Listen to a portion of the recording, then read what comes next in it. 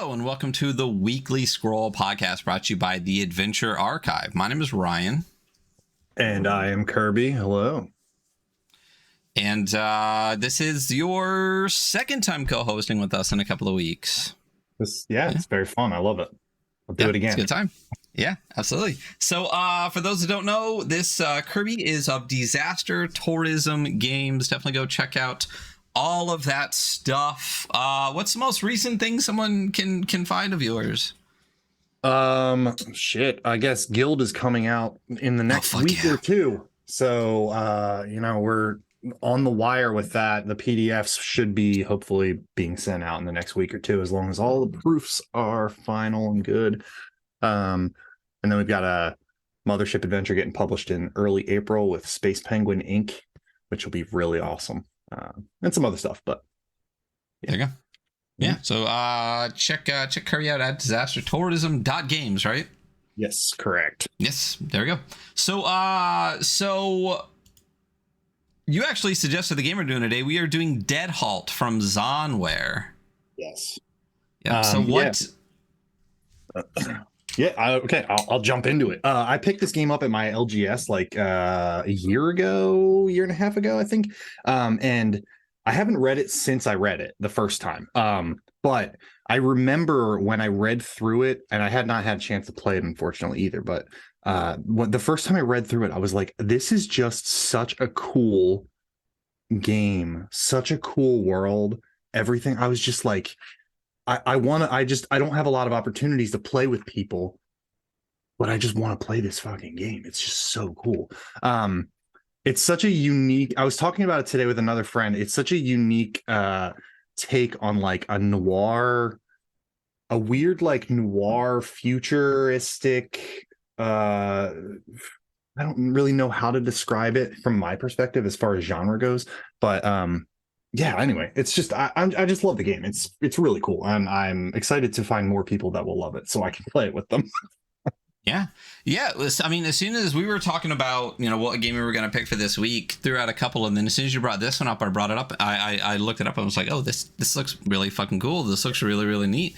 So we said, fuck it. Yeah, let's go ahead and do Dead Halt. And I'm glad we did. It was a really, really fun read. And like you said, I'm excited to get into this.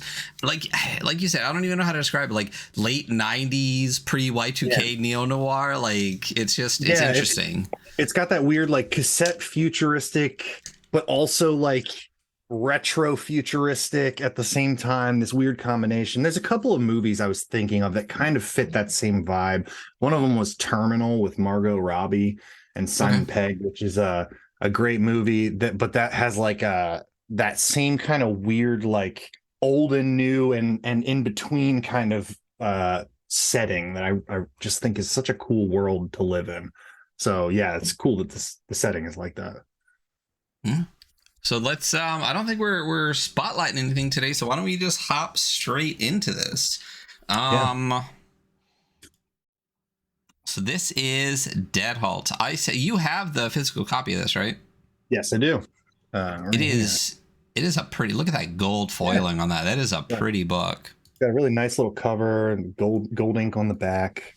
And yeah, it's nice. Got a nice thick paper on the cover. It's a nice book. Very nice book. Nice. Yeah, as soon as I saw that it was still like you could buy a physical copy on the itch page, I was like, yeah, we're just gonna go ahead and get that.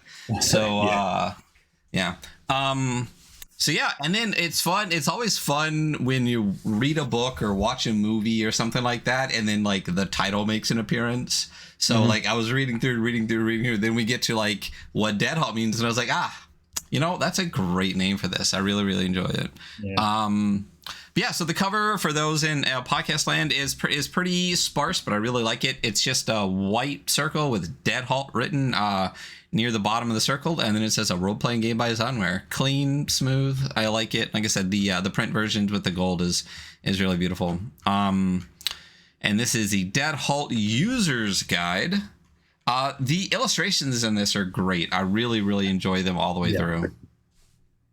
Yeah, I absolutely love the art in this book. Looks like it's by Miranda Sider, Emerson Brown, and Ben Doran. Very good stuff. Yeah. I like the copyright thing here at the beginning, which cracks me up a little bit. It says this manual is copyrighted and contains proprietary information. No part of this publication may be reproduced, stored in a retrieval system, or transmitted in any form or by any means, electronic, mechanical, photocopying, recording, floppy disk, cassette, Selectron 2, VHS, Laserdisc, film, UHD, CED, CD-ROM, mini DV, punch card, zip disk, microcassette, hit clip, mini disc, or otherwise with the proper permission of Zonware. Cracked me up a little bit. I like that. Yeah, I think Zonware actually, I really like their shtick, because I think even on their Twitter account, they kind of like are this like corporation. Like it's not like a person, right?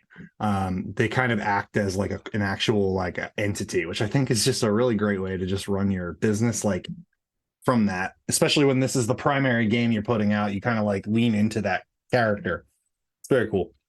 Yeah, and and we'll talk about it a little bit later too, but there's like an adventure book for this. There's like Y2K, I can't remember what it's called, but there's another zine for this, and then there's a website that's just got adventure after adventure after adventure. So there's a lot of content for the game, which is really fantastic to see. That was discoursed a bit ago about just make more shit for your game, and it's nice to see when someone has already done that. So getting into it, zine's about 40 pages long. I will say right off the bat, no hyperlinks. Kind of hurt my heart a little bit, or bookmarks, or inline hyperlinks, or really any navigation tools whatsoever. And in like a tech kind of setting, Happy New Year 1999. That is what the other one's called. I will say that that is really disappointing. It would be nice to have hyperlinks in this. And there are links out to other things. So Zonware website, I think at the end with the creators and stuff like that, they have links to their Twitter pages and stuff. So links are in here, but hyperlinks and inline hyperlinks would be really nice. But broken down in 4 parts, we have the Learn to Play section, which is about half the zine.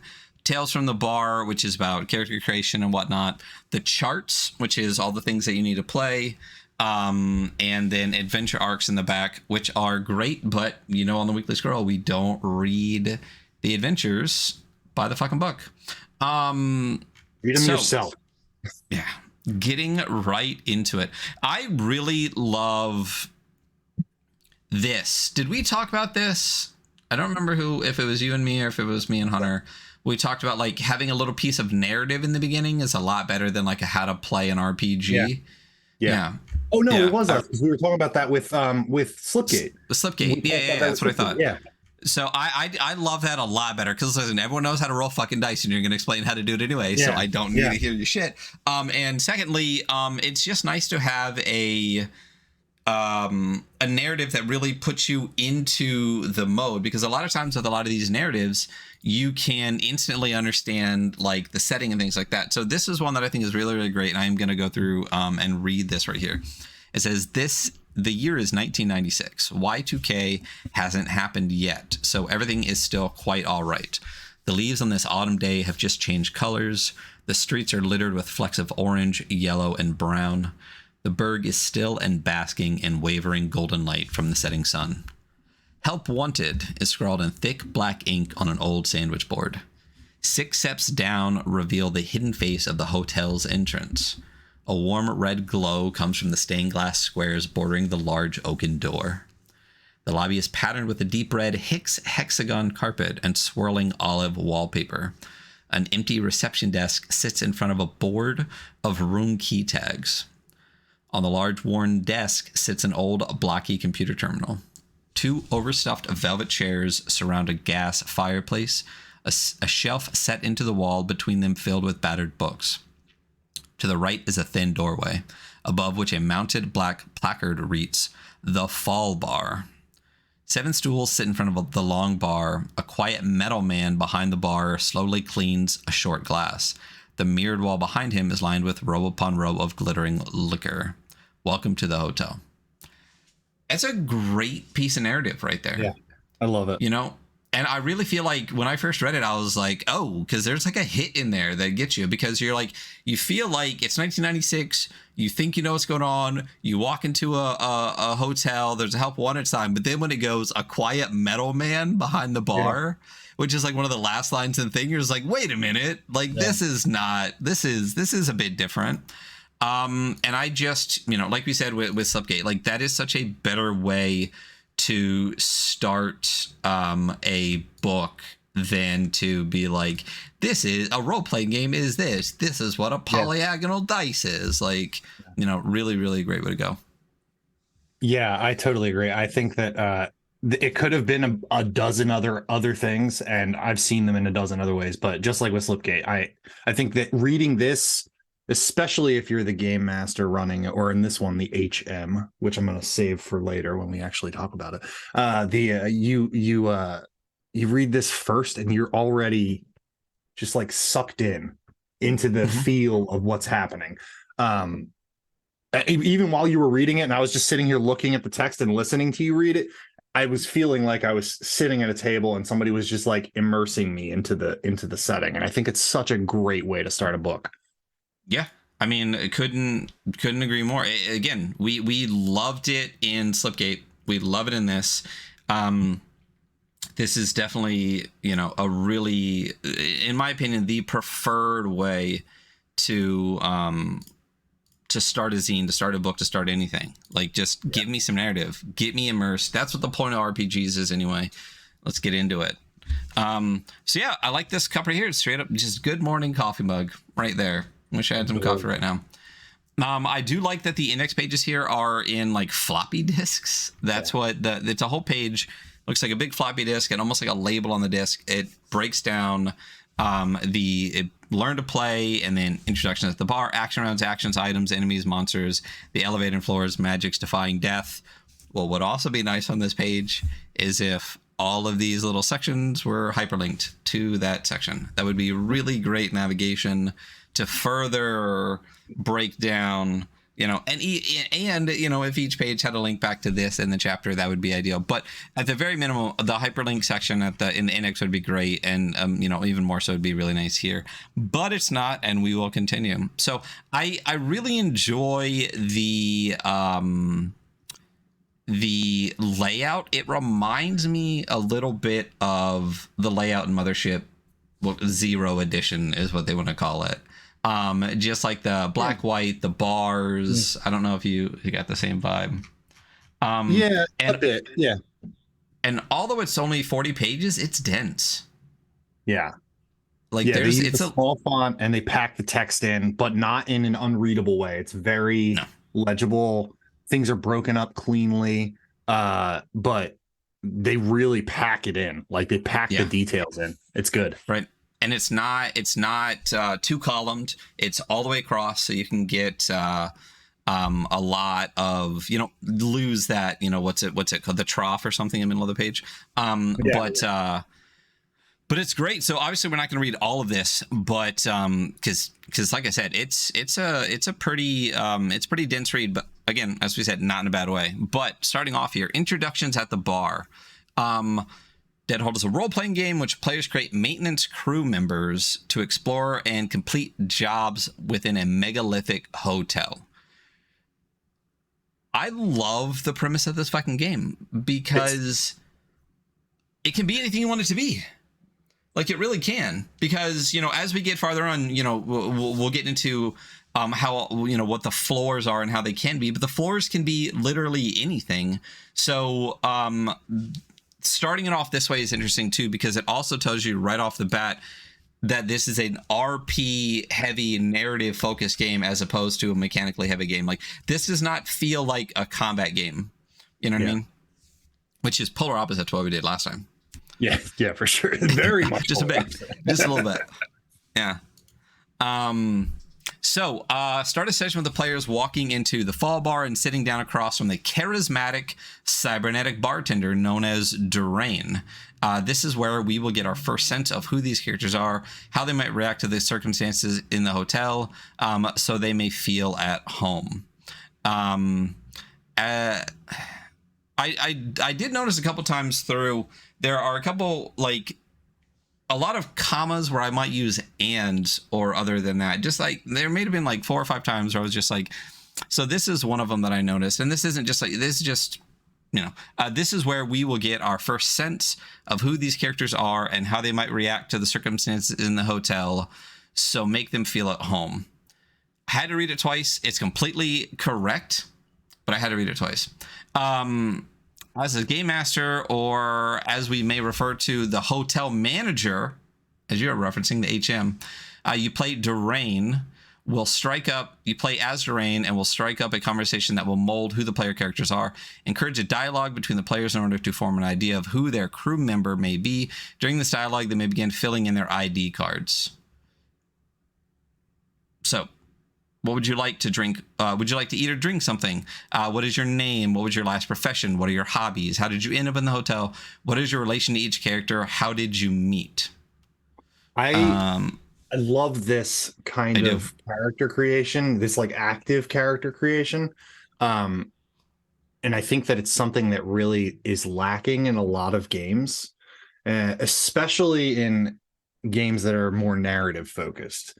Now, this isn't necessarily your character is evolving over time, but it could be, but this kind of like development isn't necessarily like these questions aren't going to be asked later on in the campaign, right, or whatever. But I just think that a lot of these a lot of games require you to have all the information before you start, and I like that you can listen to a character talk about something they want or they have, and then you can be like, it can inspire you to have an idea to answer the question on your turn, and that can keep going around like that, and the characters can kind of be developed together but during the actual gameplay, which I think is really cool. Yeah, I love this. The one of the games that I think I've seen something kind of similar to this recently is Frontier Scum has a really fun way of making your skills, where it's more like, here's like a memory you had, or like you did this thing, what did you learn from it? And I feel like this kind of has that same similar vibe, kind of how you just said, where like you sit down in a bar and start having a conversation with the people around you, and you can learn who you are while learning who everyone is, and it can all like adapt. And I can imagine sitting around being like, oh, actually, you know what, instead this, instead that, and then everyone just kind of like gets that feeling of like who they are, what they are, what their motivations are. And then especially if, like, this feels like a almost like a mechanized zero session, which is a great thing to have. Yeah, very cool.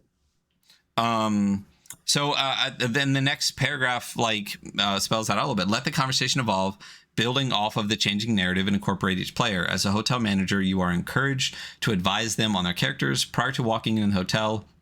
If she loved rugby, perhaps her strength or speed attribute is high. If they were a telemarketer, perhaps they have a high knowledge or constitution score. If he was a door-to-door salesman, he may have a briefcase full of knives as his item, or a computer repairman may have a microcomputer. So smart. And like it even talks later about how like the items you might have with you can be an item that you have in the game. So like the idea of like a door-to-door salesman having a briefcase full of knives, and then that becomes an item in the game for you is really smart. Yeah.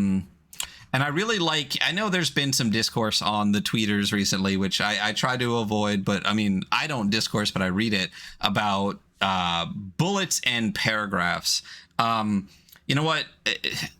Just use them smartly and both are fine. But I really do like how the whole kind of explanation of Durain is very small. It's not bullet pointed. It doesn't say like Metal Man has this, does that.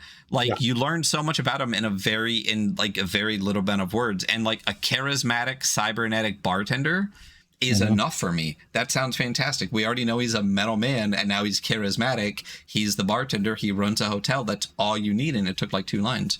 Yeah. So it says at this point, this is how you've begun character creation. You're encourage people's quirks and oddities and obsessions. Get fucking weird with this game. I don't know why you wouldn't. There's an ID card, which we'll get to in a little bit. I love that you can just, it's super easy. It's very light as far as a character sheet goes. You can print them out. They're in the book, but you can also go to zonware.net and print out more of them, which is really fantastic. So I like that there are a lot of resources plugged into the game. And then it says, now the crew's been formed, Durin will offer them a job and set aside some gold or equipment to get them on their way. And then that's it. So you learn right away, you are going to be the maintenance crew of a giant hotel in 1996 with a cybernetic bartender. You sit down, have some drinks, figure out who you are, get some gold, go about your business. Great. Love the premise. Yeah, it's such a cool introduction page, because it gives you so much information about the hotel in rules, which I think is really, really great. And the bullet points versus paragraphs discourse, I tend to lean more towards paragraph, but that's more, I think that discourse may be more focused on adventure writing specifically, but I could be wrong. I also try to stay away from discourse now that I'm a smart person. But I do think that it's written extremely intelligently in the way that it conveys the rules about how this game starts and what you need, and examples just in that also give you details about the world. Like it's just so good. I love it. Well, and it continuously reinforces the points as it goes, right? So we have the index, right? And then we have a page at the beginning of the chapter that breaks down that chapter further, so you know what's coming into it. And then at the bottom of this page that is giving you all through character creation, there's another large black bar across the bottom that literally breaks it down again. The goals of sitting at the bar before traveling on your adventure is thus: complete crew member IDs, develop character backgrounds and understand their personalities, decide the thematic objects they brought into the hotel, learn their aspirations, answer a few questions and curiosities about the hotel, give them a job and offer a reward for going beyond the fall bar.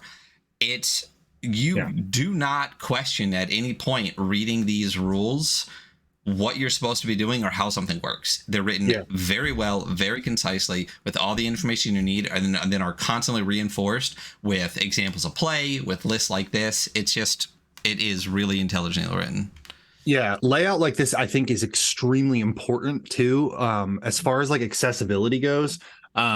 And I know we're missing hyperlinks for the accessibility aspect, but I do think that the way that it's done, what you just said, is a really important part for accessibility, not only for people who may struggle with like reading more dense page like I do with my ADHD. It's very hard for me to read long blocks of text. So if I wanted to read what is the introduction at the bar, I might scan this quickly and see if anything sticks out at me, and then see that block at the bottom and see, oh shit, I can just read that, get a good idea of what I need, and then I can go back to that later if I really want to sink my teeth into like more details about why are the players, what is necessary, what's an example, what, like stuff like that, you know what I mean? And when we get to the next page, there's more examples of that. But that's another thing with game masters too, is being able to quickly flip to that section after they've already read it and go, I'm not going to read this entire page again. I'm just going to look at that black box because I already remember most of that stuff in my head, and that will trigger those memories from the things I previously read. Like it's great layout. Well, not only that, as you said, like again, I have really bad ADHD. It's hard to sit down and read a lot of text. I don't understand why people don't like bold text. I think it's fantastic. I use it all the time. It really helps my brain. I think there is solid amount of bold text on here for all the important stuff, like maintenance crew members, jobs, hotel, and the first line are all bolded text. And I think those are the most important parts of it. The first line on the next one, starting a session with the fall bar and the charismatic bartender. Perfect line. Later when it talks about hotel and HM, ID member cards, and then all of those questions in the middle are bolded, and then the first line of the next part is bolded, and that's all on black and white text. I also like it's not quite pure black. I feel like it makes it a little bit softer on the eyes in the contrast, but it is black and white. Like orange in there. And then it's got the black bar at the bottom. It is enforcing, not just now in the rules, but in the layout, the important parts and what you should be focusing on in an incredibly readable way. And I'm usually a serif guy, but I feel like this sans serif font is very readable. But and that's just page one, guys. Like, long story short, great fucking layout, super readable, intelligently written. Like, it made it really easy to read and parse this when I've read other games where I've had to go back and read a couple sections over and over again. I'd never had to really, like, for the rules or anything, had to go back and reread any of this, and was able to parse it and remember it. And it was really good. So forming the crew. So getting into the attributes of your players, you are making a crew member. They are unique. There are 5 attributes. Don't need to dig deep into them. You know what they are: strength, speed, focus, constitution, and knowledge. They're all exactly what you think they are. But there is little breakdowns on the bottom with examples and everything after. Again, really well done. Going on to the next page, compiling an ID card. We love us a numbered list for character creation, and then an explanation of that. Really, really fantastic. So breaking down, an ID card is a credit card sized character sheet that keeps track of your crew members' attributes, items, progress in the hotel, everything. I would love to make these, laminate them like an ID card, and then just pass out like wet erase markers or something. Yeah, that would be really fun, especially with the little lanyards or a little clip-on thing. If you were really going to try and like LARP this a little, like this would actually be very fun to LARP at like a convention or something, because you'd already be in like a hotel and you could like clip it on your thing, and that you have to go get your ID badge lanyard at the thing. They're like, what was your name again? You find it onto the placard on the table. Like a cardboard android suit at a bar. Yeah, that would be fun. It'd be really fun to sit down and do the whole first part as a 0 session, and then come back the next time to have your lanyard or your clip badge and your name tag and like everything right there. That'd be so cool. So number 1, choose your character's name. For me, that's always last, because it's the hardest part for me. I don't care what it is. Number 2, origin, the traits and crew members gained from your background. Again, this is a part that would be really nice to have like inline hyperlinks, where it says there are a lot of like page 220s, page this, page that for it, and to be able to click page 220 to actually go straight to that would be really nice. That way you could just go to this one page and then have a quick reference to any individual part of it. But, you know, again, I'm not going to harp on hyperlinks all night long. It's there though. It's not there in a lot of books, so it's very nice that it's actually there. I agree. That's 2 is your origin. 3 is your quirk. Again, on page 220, it's a unique benefit from your origin. Attributes. So origin plus 3, which is interesting. And this isn't always the same for each one, but each origin will have a different base orientation of attributes they are inherently good at, while humans start with a base of 1 in each. Each player then has 3 more points to spend on upgrading attributes. Take note, human crew members start with 4 points to spend on attributes due to their origin's quirk instead of the standard 3. I like that. We'll get to the origins and explain in a little bit, but it's nice, and then you get a couple to build more into yourself, which I really enjoy. There's a whole section on items. There's armor. We'll get into that. There's armor value, which is speed plus your armor item. Your current wounds, which I love using the word. I love wounds and harm instead of HP and damage. Yeah. Wound threshold, which is interesting, which is the sum of your attributes, but counting as 4. Again, we'll get into that a little bit. The amount of gold you have, the mods, which are on page 340, your job tally, which is jobs equals +1 pip. So basically, every time you complete 3 jobs, you get another pip to use. And then a character portrait. And I really love what they did on the next 2 pages, or on the next page. So again, examples of play. They give you a character, Friday the Rat Folk, right? Crew, after Miranda's last character devolved into a cybernetic madness, they made Friday the Rat Folk. They use a lot of magic to help the crew.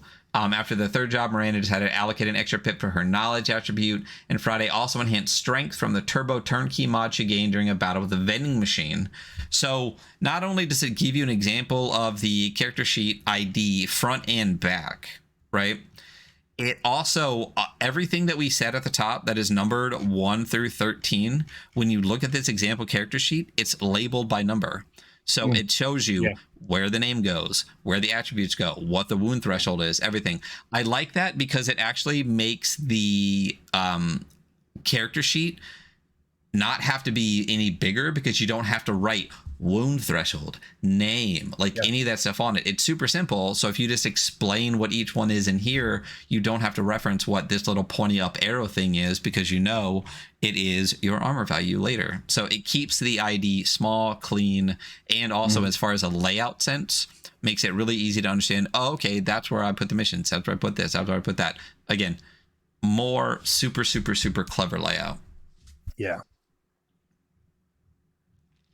And I just love that. Oh, the picture of the rat folk is so good with like a little magic wand.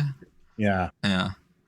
And it says ID cards were formatted to be easily scribbled down on a note of scrap paper, but are also available at zonware.net. No reason not to put that again, mention again right under the ID cards. Really, really clever there. So that is a characterization. Getting into what action rounds are. There are two types of beings within the hotel. There are crew members and denizens. Crew members are the players and protagonists. Denizens are everybody else. And they specifically say denizens are not necessarily in conflict. They can help or not help, or might sometimes be enemies, but they could eventually be friends too. It's one giant hotel. No one has anywhere else to go. I really love that. It's really nice to, again, this doesn't feel like there's combat in it, but it doesn't feel like a combat game. And I really like that it literally says, like, there is no monster manual, there is nothing like that, because anyone you run into at any time could potentially be a friend. Like, they are what they are. Yeah, for sure. Deciding turn order, basically, and I love this style of initiative. Basically, it says you don't need to roll for it, you don't need to do anything. Do what makes narrative sense, and as long as everyone gets a turn, there you go. Yeah, I love it. The whoever walks in the room first takes the first bullet. Like, it's just it's obvious that that's the way that it should work. You know, somebody sees a thing, then why would somebody else want to pick it up first if it's of interest and you saw it? It just that it makes sense. And I'm a big fan of no initiative, especially even in more combat heavy games. So, but yeah, I love this. This is great. Yeah. I think choosing, and I like that it says if everyone is a similar set, let the crew collectively choose who acts first. The game reinforces over and over again. And we talked a little bit about this before the stream started, how like the way in which a game is written will really influence, whether consciously or subconsciously, the way in which a game is played.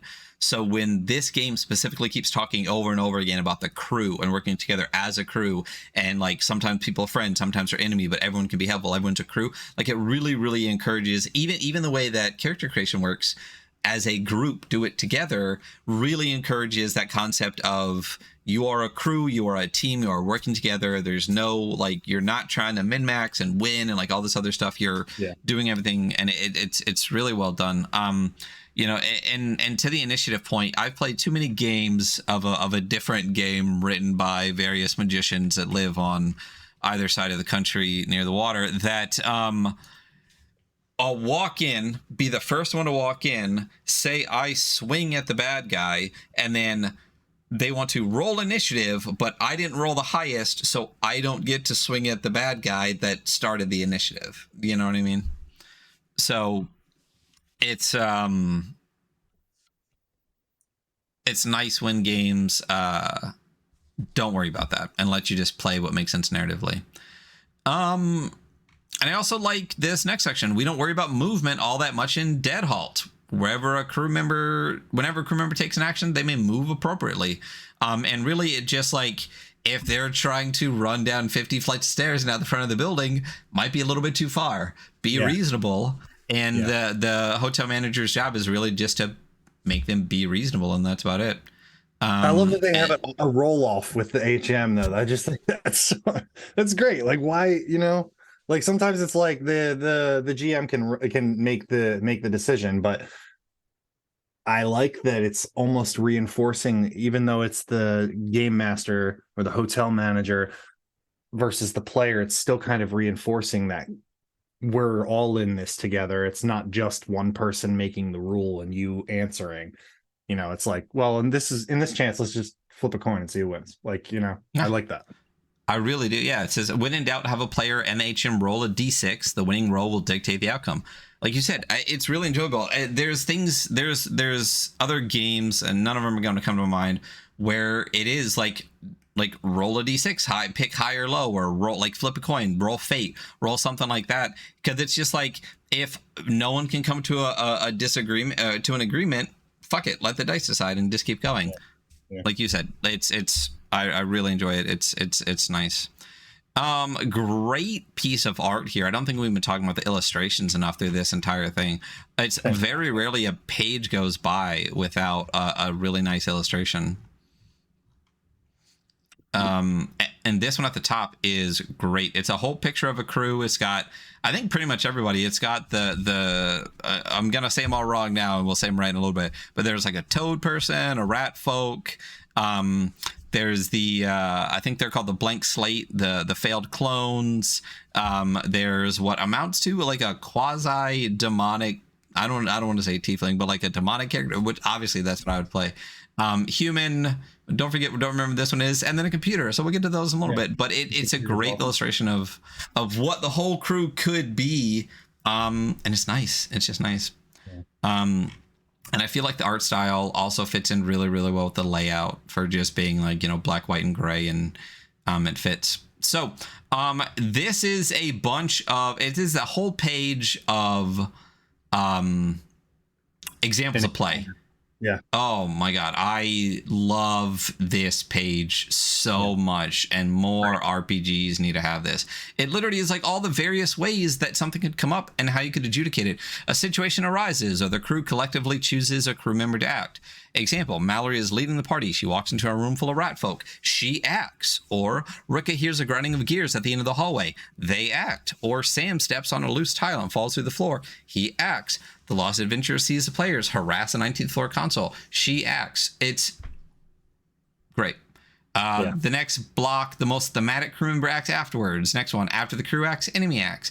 And the next one, lastly, denizens act. It's a whole breakdown of how a round goes with examples. So just Zonware, killing it here. It's really good. And I also want to say something very small that is not really often touched on, I don't think, is, and it's very minimal, is using all various genders and pronouns when you're doing character examples is just, it's great.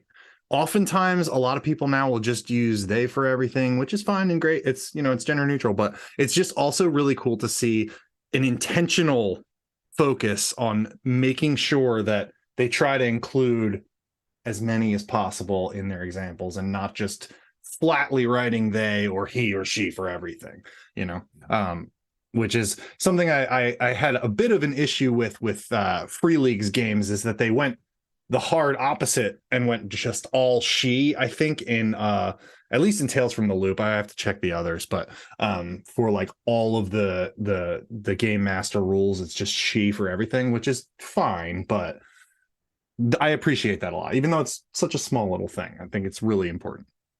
Yeah, it's fantastic to see. I don't mind picking one for rules and sticking with it, but I really like that in examples, like you said, that there are, and it's consistent throughout. I think Mallory and Ricka and them come up again throughout their text, so it's really nice. But like the fact that like you can, the other thing too is in character creation, it never said like pick your pronouns. But again, we're talking about the way in which things are written and how things are written. There's an implication here, without having to spell it out entirely, that is part of the game too, which is really cool thing to see. Absolutely. And I don't think it's really that small of a thing. I think it's clearly an intentional choice that is a good, nice choice to see from Zonware that more people should be aware of. So completely agree. Yeah.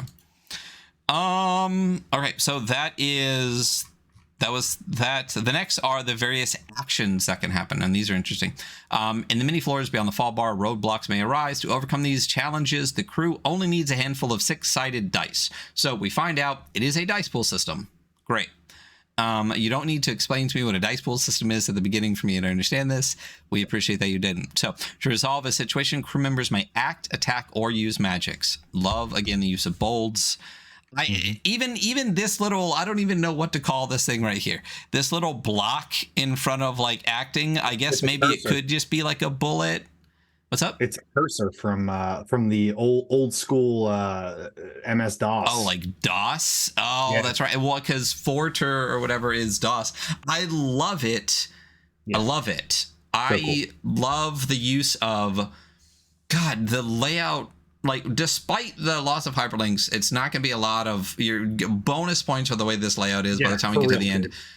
The use of bold, the use of italics, the use of black and white, but with bars. Like, I love all of these things because the readability and accessibility is fantastic. Again, both of us have ADHD. It makes it hard to read a lot of block text, and this makes it so fucking easy. Thank you. So, acting allows any crew member to overcome an obstacle or attempt a feat they would like to perform. To act, first have the crew member state the action they would like to perform. Example, maintenance, that's you. I want to break down that door by kicking it in. Second, decide which attribute is most applicable to the situation. The amount of dice a player rolls is equal to the amount of pips they have in that attribute. Easy peasy. Here we go. Hotel manager, that will use your strength attribute. Maintenance, awesome. I have 3 points in strength and get to roll 3 dice. Fucking easy. So fucking easy. Third, count how many knocks are achieved and refer to the table below. Any die that rolls a 4 or above is a knock. 1, 2, and 3 are misses. Bolded. Centered. Thank you. Easy. And then it gives you a list of 0 to 6 on how those knocks work. So 0 failure. The hotel manager will narrate what goes wrong and how it negatively affects the task. On a 1, partial success. Hotel manager narrates a successful action with negative side effects. Full success is 2, right? 2 knocks. Yeah. Full success. The action stated occurs without complication. 3, striking success. The player will narrate how they complete their action. 4, gleaming success. The player will narrate their action and add any reasonable small action. 5, heroic success. The player will narrate their action as well as choose another player to take an action. And 6, wondrous success. The player will narrate their action, take a small action, as well as choose another player to take an action and a small action. Interesting. What do you think of this? So I like this. I think that if I had written it, I would have probably only done 4. But then again, it's kind of, they're leaning on the one success is kind of like the one success is a success thing. So I can't really fault them for just like leaning on that. And the chances that you're actually going to be rolling 6 dice for a while are pretty low. So there's kind of a weird, in between thing for me where like I feel like it's not gonna be a very high chance at first that you're gonna be rolling more than probably 5 dice. So, but still, I think it's very cool. Yeah, I feel the same as you. Exactly. I feel like it works. It 100% works, but I do feel like it's a lot. And I feel like I get it. I like it. I think it works. It's totally fine. I'm sure playing would make a lot of stuff more apparent. And as you said, the odds of getting a 5 and a 6 are pretty small.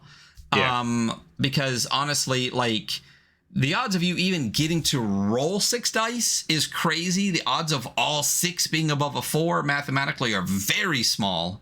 Yeah. The only question then, and it's just a question, it's not something that I'm going to answer, is if it's that small of a chance, do you really need those big extra things? Right. So that's what I'm kind of saying is, and even Christian mentioned like a mega success in their comment there. I would.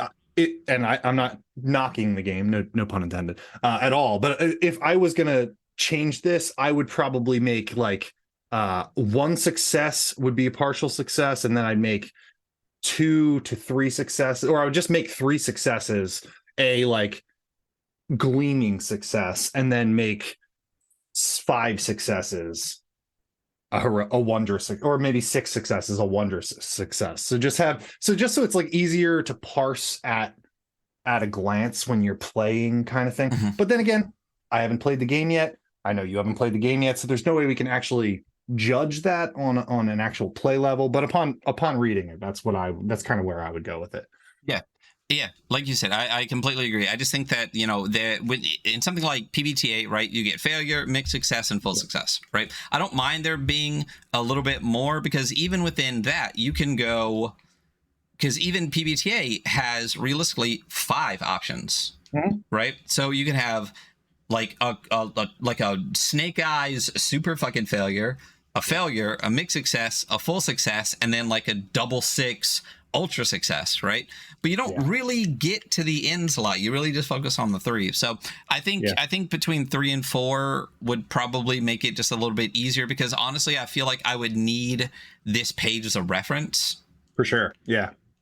And I feel like the rest of the game doesn't really require that. So this just feels like it's a little bit more. Again, want to play, want to feel it. Yeah. I just, but I do think what L Owls has said in chat as well is, I think, really valuable too, is that the game is pushing for the players to be successful. And I think that that's just a good way to write your game too. And I think maybe that's the goal in this entire thing, is to show that, perhaps. But overall, it is like one of those, like, if I don't want to do it this way, I can just, you know, change the numbers a little bit. Absolutely. I mean, that's a great thing about tabletop role-playing games. You can tweak it to make it work. It also, though, is really interesting. One of the things that's added in here too is some action economy stuff, as opposed to just the successes, because it's not like you just get to succeed. It's you get to, on 4, 5, and 6. There's more action economy, which is an interesting place to put it. It's interesting place to put it. So at 4, again, you get your action plus a small action. At 5, you get an action and another player gets a whole action. And at 6, you get an action and another player and a small action, and another player gets an action and a small action. It creates a lot more action economy, which is interesting because that's more times that players can continue to try to do things. So again, we're not knocking, as you said, not really knocking this. I really want to play it, really feel, because I feel like it's more than just the success and and not success. I feel like the expanded action economy could make things really, really interesting. But for a really what is a non-combat game, I would use the shit out of something like this in more combat kind of games, though, because you can imagine something like this in a game like Slipgate, where your successes not only increase what you do, but your fellow players' additional successes and stuff. So gotta write that down for my war game I'm working on. Right. But no, what I did want to mention, one more thing that I really liked about this, though, is I like that there's a flip at 2 and 3, where the action stated occurs without complication, and then 3 is the player narrates how they complete their action. I think that's really cool, because there's that chance that you can just slightly alter, based on your successes, your plan to put you or another player, or even the enemy or the friend that you're talking to or whatever, in a different position or situation than they would have been if you had only rolled 2 successes. So now that I'm thinking about it, I'm like, okay, maybe four options would have, like maybe I would have done 4. And that's where you get that like just little bonus that can really give you something else. Completely agree. So this is one of those ones where it's really hard to parse how to feel about it. It's more just like a discussion of intent and stuff like that, but without actually getting into the table, because it really is. Does it work super well, or is it slightly over designed? You know what I mean? And that's a question that the dice will tell you at the table. So this another reason really want to play this game. All right. So attacking allows a crew to attempt to harm or destroy another being. Attacking creatures or beings within the hotel is ill-advised, but sometimes maybe the only option. I like that. Again, it tells you this ain't a combat game, but if you want to, here you go. And it gives you attacking unarmed, attacking with improvised weapons, and attacking using weapon. I like that unarmed and improvised are important here because you might not have a weapon because this isn't a combat game. You might just have your briefcase or your rugby stick or whatever. So attacking unarmed, gather dice equal to your strength attribute, roll, and every knock causes a wound. I like that there's no damage dice. It's just a success is a wound. There you go.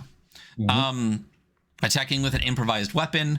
If the item is wielded, gather dice equals to your strength. If it's thrown, it's to your speed. Add a bonus decided by the HM for the item, such as +1 or +2 dice. So like it's gonna be different if you're throwing like a paper ball or like a ninja star. Like and I like that it allows the HM to again be a fan of the player, because notice how it says a bonus, it never says a bane. Yeah. You know what I mean? Like the worse is base and the better the better. And then attacking using weapon, gather dice equal to the attribute the weapon relies on, add the weapon's bonus dice, roll, check if the weapon malfunctioned, and every knock causes wounds equal to its wounding value. Again, I love that because on unarmed, no potential failures or anything like that. Improvised, no potential failures or anything like that, but an actual weapon has a possibility of malfunctioning in your hand, furthering that concept of the way in which a game is written, like will encourage the way to play the game. Your odds of you shouldn't attack, and if you attack with an actual weapon, it could go bad for you. I love that. It really encourages the game to, or the players to, not necessarily fight your way out of everything. Yeah, for sure. It gives right. It gives a great example of play here.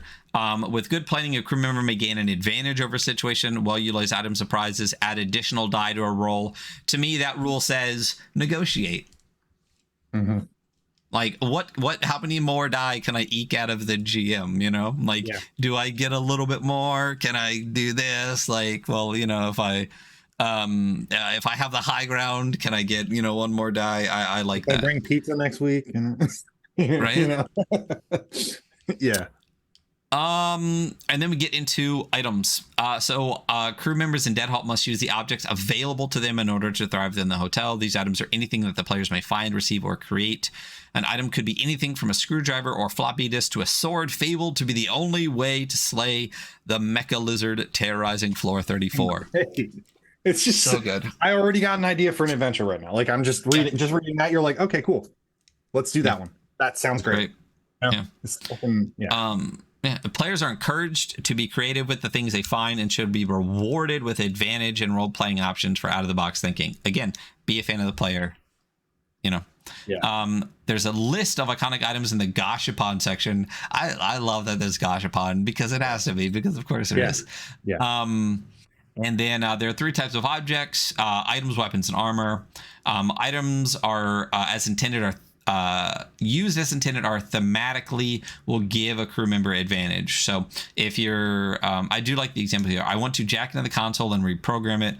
My goal is to make it act hostile to any others that exit the elevator onto this floor. I also take out my hobby computer that I set up real quick to aid in my programming, and the hotel manager says that will be using your focus, and the hobby computer will give you a clear advantage here. Add an extra die to your roll. Love it. Armor and weapons are important, as much as, again, we've talked about if you actually get into a fight. They protect you. Every crew member can wear 1 piece of armor. That's it. That's all you need to worry about. It's noted on your ID card, where we talked about earlier. Any better armor replaces one you already have. And when a crew member takes wounds, subtract the armor value from it before adding to your wound total. So armor is soak. Yeah. And then weapons. It's interesting that the weapon stat block is the most complicated thing in this game, I think. Yeah, I think it is. Yeah. So weapons are only used when attacking.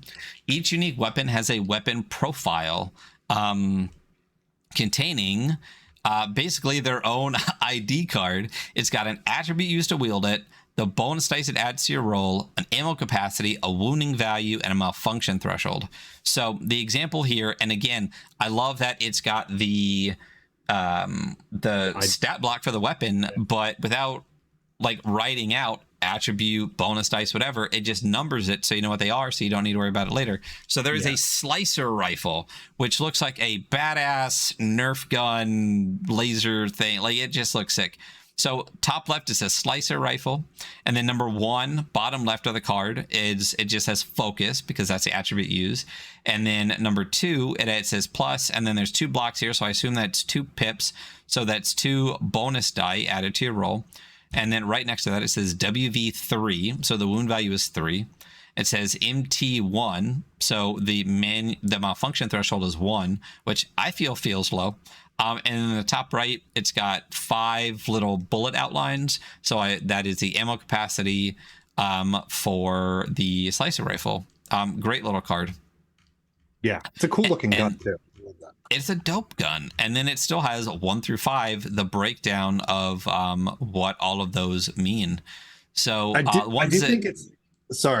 think it's interesting because you said that it's the most complex part of the game. And I think that just continues to reinforce this, this aspect of like, combat is not always preferred. Let's make the weapons kind of complex, you know, not like complex and difficult, but like they're a little more complicated than like just not using them, you know? Yeah, exactly. I think it's great.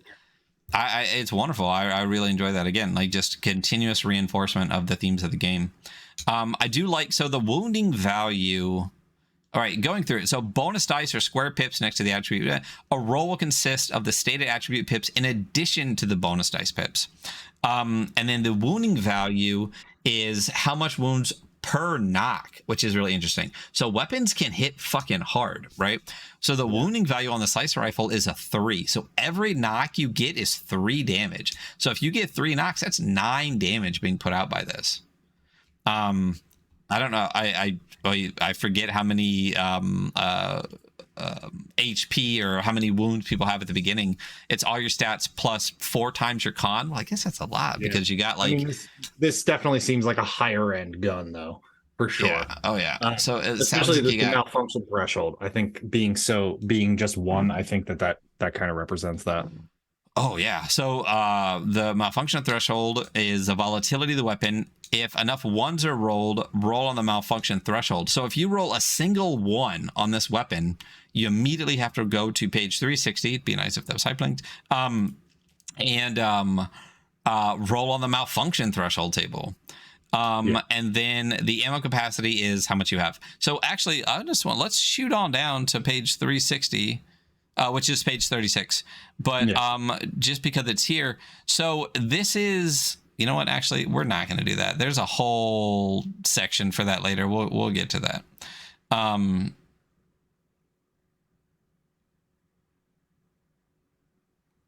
man, I keep forgetting how dense this game is. We're like a third of the way in and like an hour in.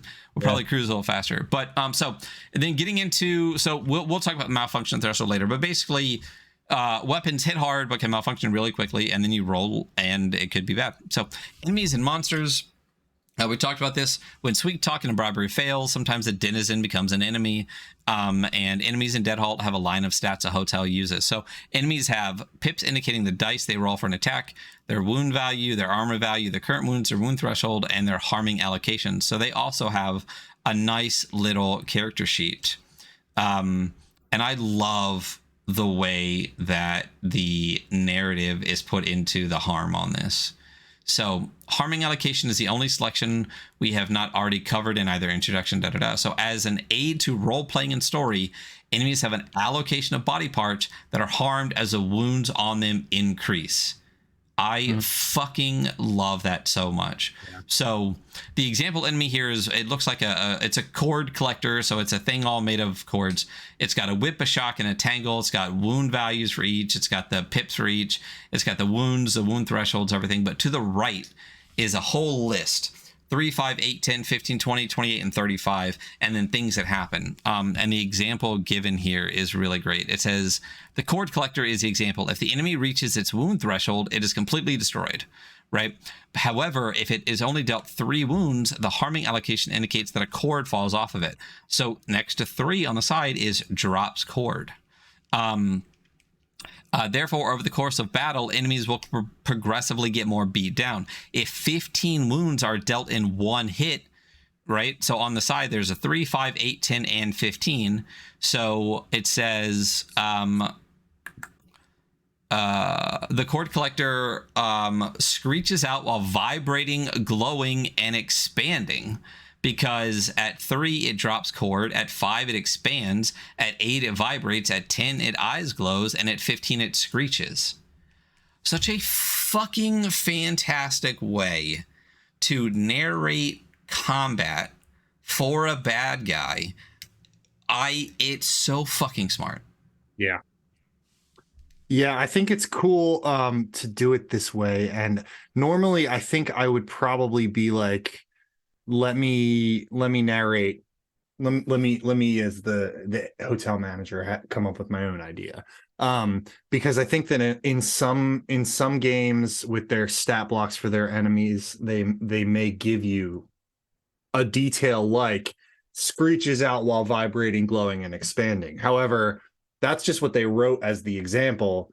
On the actual thing, it just says screeches. And they're just basically just super simple prompts that you can use to create your own explanation of what is actually happening there, which I think is great. Yeah, I think it's super clever. I mean, when you can go online and find tables of just like, here are 10 things that happens when you slash somebody, so you can narratively do it or whatever. This is such a nice way to have it right in front of you. You don't have to use it, you know, but it's cool that it's there, and it's nice that this got this like levels of beatdown. So yeah. I really enjoy it. I think as an HM, it would be fun to write up bad guys and just be like, you know, how can I make this thing fall apart, you know? Yeah. So combat is part of role playing in Dead Halt. Don't stop role playing just because combat's happening. Make it a mini game. Go for it. And enemies in the hotel also run away, which is fine. Things can run away, so can you. And as they said earlier, enemies can sometimes become friends. So who knows? And then we're getting into the elevator and the floors. So this is really like what's the point? So this is the point. Unless otherwise thematic for the current mission or story, every floor in the hotel has one entrance, the elevator. I love that. The elevator is a hex-gated lift in the corner of the fall bar. The elevator has no call buttons, but is operated by a small elevator attendant with a large lever. Yeah, it is. The attendant has a small orange light and makes whirring mumbles to acknowledge the crew. When told a floor to travel to, it will grab hold of the lever and it will go. The elevator is intended to separate each floor into its own individual module. So most of the time, the adventures will be one floor. You won't be necessarily floor hopping, I guess, unless you break through the floor into the one below it. And I really love this kind of... It says it's a multi-dimensional gate more so than like an elevator in an actual hotel. And I love that.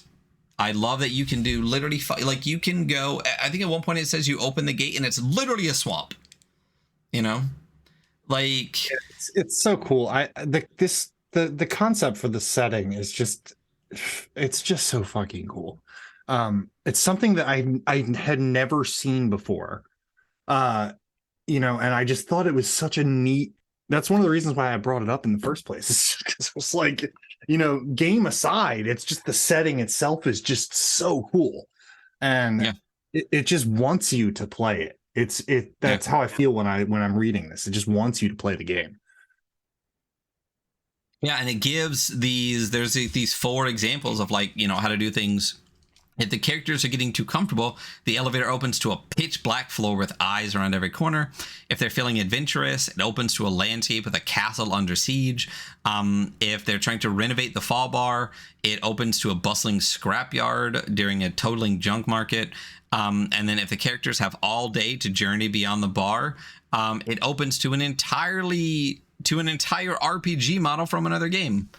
Because why not? Because if you really want to, go to the keep on the Borderlands, the elevator will open to it. I was about to say Barrowlands, but yeah. Which may work, honestly. Yeah. And I really like the breakdown of like how to run an adventure. So when the elevator doors opens, it's beneficial to immediately give a conflict or point of curiosity. So don't open into nothing. Give them something to look at or something to do. And then the elevator may bring the crew anywhere, allowing you to borrow any settings you want, which is fantastic. It says reading Neuromancer. Send them through a section of Nia Hotella's grifters, and then a bunch of other examples. You get it. It's smart. You can do whatever the fuck you want, which is so smart because that means there's endless fucking possibilities. Yes. You never have to wait for an adventure to come out for this because you can do anything you want. Yeah. When planning a job for your players, we suggest that you don't ever decide what the players will experience in their adventures. Instead, plan a session by starting with these guidelines, then let the players dictate the rest.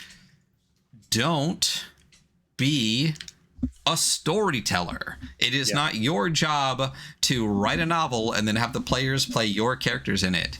Give them a goal, give them a setting, and then let them do whatever they fucking want to do. Yeah. That is I don't know if I would call this an OSR game, but that to me is it's a core, right? The world is not balanced to you. You have a goal. Go do your best. Try not to fight because fighting is bad for you. It certainly is starting to sound more and more like an OSR game, isn't it? Right. At least has a lot of the principles of the OSR, the Principia Apocrypha kind of bits. So breakdowns of this. It says Duran gives them a job leading to a specific floor with a singular goal. Put a conflict in the path to getting there. Open the elevators to a curious floor they may not have expected. Add in an unrelated distraction they may choose to explore. If they choose to be distracted, let it help or hinder their primary objective.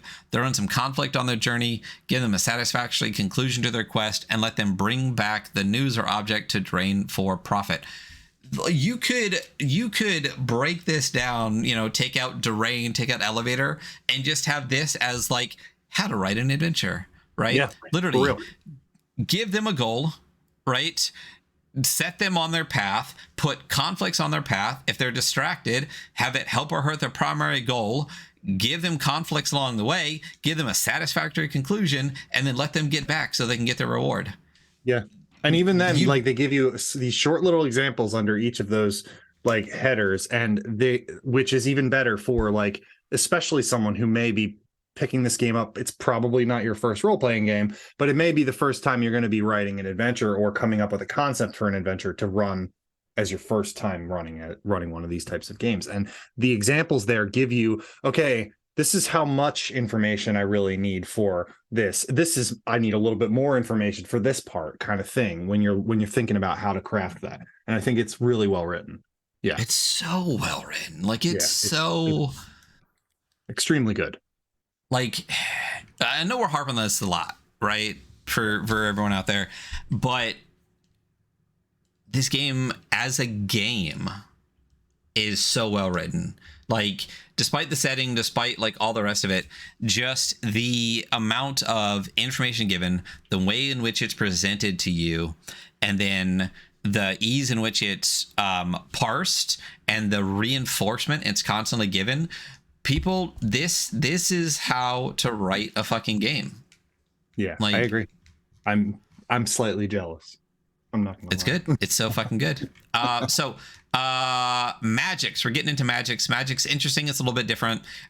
There's a whole page here with a great graphic, great little layout on the side that says magics.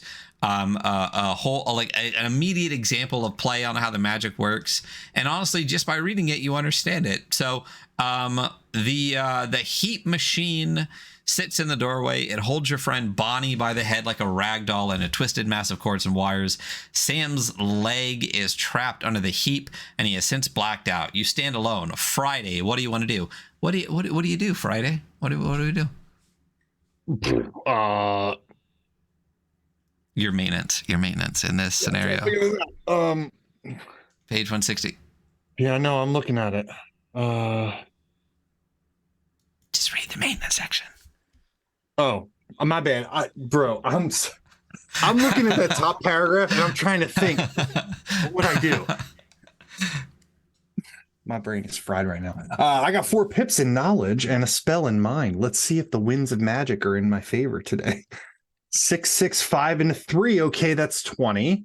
Radfolk's quirk gives me an extra +2, and my staff item gives me an extra +3 for 25 in total. HM, that's some powerful hoopla right there. Can I turn off the gravity for a bit? I don't see why not. The heat begins to separate. Bits of its corroded plates start to raise off their settled positions. Sam floats free, and Bonnie is now in a jumble of weightless wires. Better act quick. All this is going to come crashing down soon. Great example of play.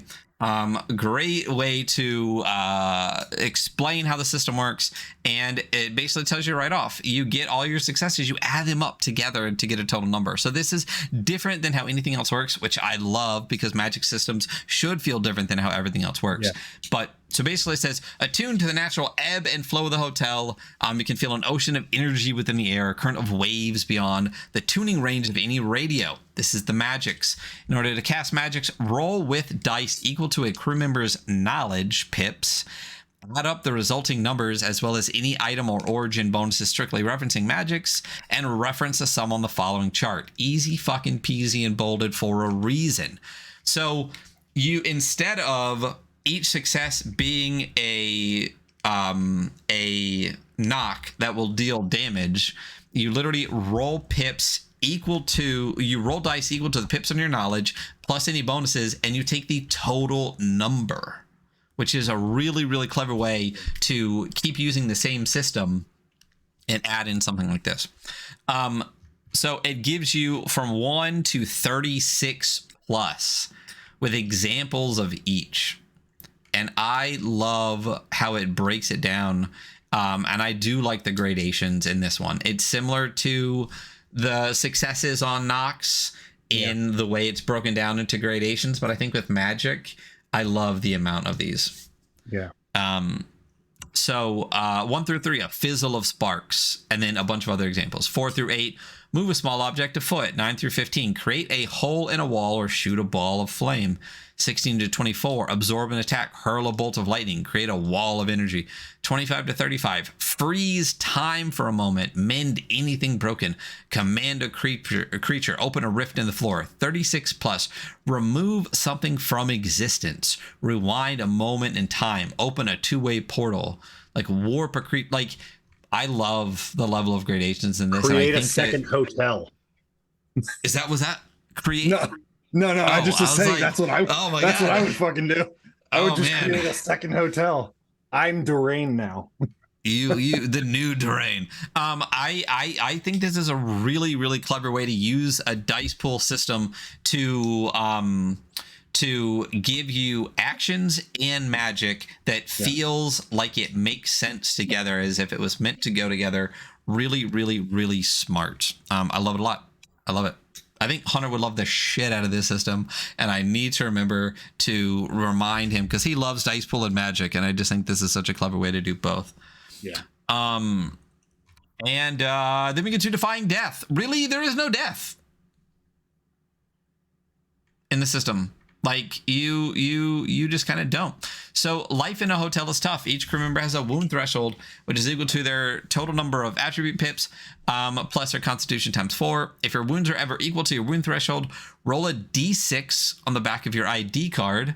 Congratulations, that body part is mangled beyond repair.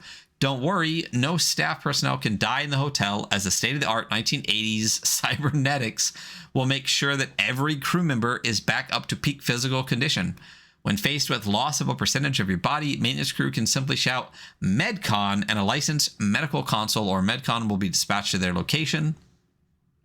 There's an example. It says a console burst from the ceiling, caught by its servo arm just before hitting the floor. A red cross adorns its side as green words flicker on its screen. Would you like to be healed? 2 large red buttons below its screen are etched with the letters Y and N. And if you go on the next page, it's like a whole half-page illustration of the console on a servo arm asking for that. I fucking love this. I think this is so clever. Again, reinforces the setting. And it's a system in which you really don't die. Eventually you just retire your character because they become too mechanized. But I love this idea that literally in the middle of combat, you hit your wound threshold, you roll a d6, servo jumps in, rips you out of combat. It's basically, I think it's for 2 rounds, gives you a cybernetic replacement for whatever got injured, and then chucks you back in. I love it. I think it's adorable. Like, I don't even know what other word to describe it than that. Like, it's fantastic. So the crew continues their fight above, and 2 rounds go by as you are recovered, and you roll on the mod table to get your upgrade. Mark the mod on the back of your ID card by crossing out the lost limb and noting its new modded abilities. That's why there's 2 sheets to the ID card. I love that. They give you an enhanced ability and a function. Much like an items malfunction threshold, mods are prone to glitches, though. And there's a glitch threshold on page 370 of a modded limb is 2-1. So anytime you roll 2 1s, your cybernetic glitches out, and it applies to any roll made while using the mod's enhanced ability bonus or function. I think it's great. I fucking love this. What are your thoughts? Yeah, I really like it, and I like that you're just kind of like I love that mods are prone to glitches, because instead of just dying, it's almost like an injury with a weird bonus, but it could not necessarily be a bonus, just an like an alternate thing that you might be able to do. But if it just keeps happening, you're just going to keep consistently, your character will be changing, and you're also slowly becoming more prone to just getting fucked up. just I think is great. Yeah, again, I feel like this is a perfect example of continuously reinforcing the concepts of the game, right? You're not going to die, right? But weapons are prone to malfunctions. Weapons can help you in big ways, right? You get cybernetics, which makes sense in the concepts of the game. The cybernetics will help you, which is a reinforcement of the concepts in the game of like, be a fan of the player. Like you reach your wound threshold. Here's a little bonus for you. But like you said, it glitches out, which feels like the weapons, which is you get this thing that can help you a ton, but it can also hurt you. Not hurt you, but like be a negative in what will probably be fun ways. Like it's just. Yeah. Oh my gosh, I love it. I think it's fantastic. So there's a breakdown. There is a narrative for an example of play, which can never be enough of those. Thank you. And then a numbered breakdown of what it actually means. Again, God. So when a crew member reaches a wound threshold, 2 rounds of actions goes by as they're modded. On the back of their ID card, roll a d6. On the mod table, roll a d6 for that limb that determined its function, and then fill in the 5th pip on the attribute the mod enhanced. So you only get 1 for each one, and the ID card already has that labeled so you can remember and then write down what it is. So if a crew member fills in their 6th mod on their ID card, they suffer a Dead Halt. This is that meme with Leonardo DiCaprio from that Tarantino movie where he like sits up in the chair and is like, that's the one. We talked about in the beginning, love seeing the title in the game somewhere. When I was reading it, that's exactly what popped in my head. I was like, that's the title of the game right there.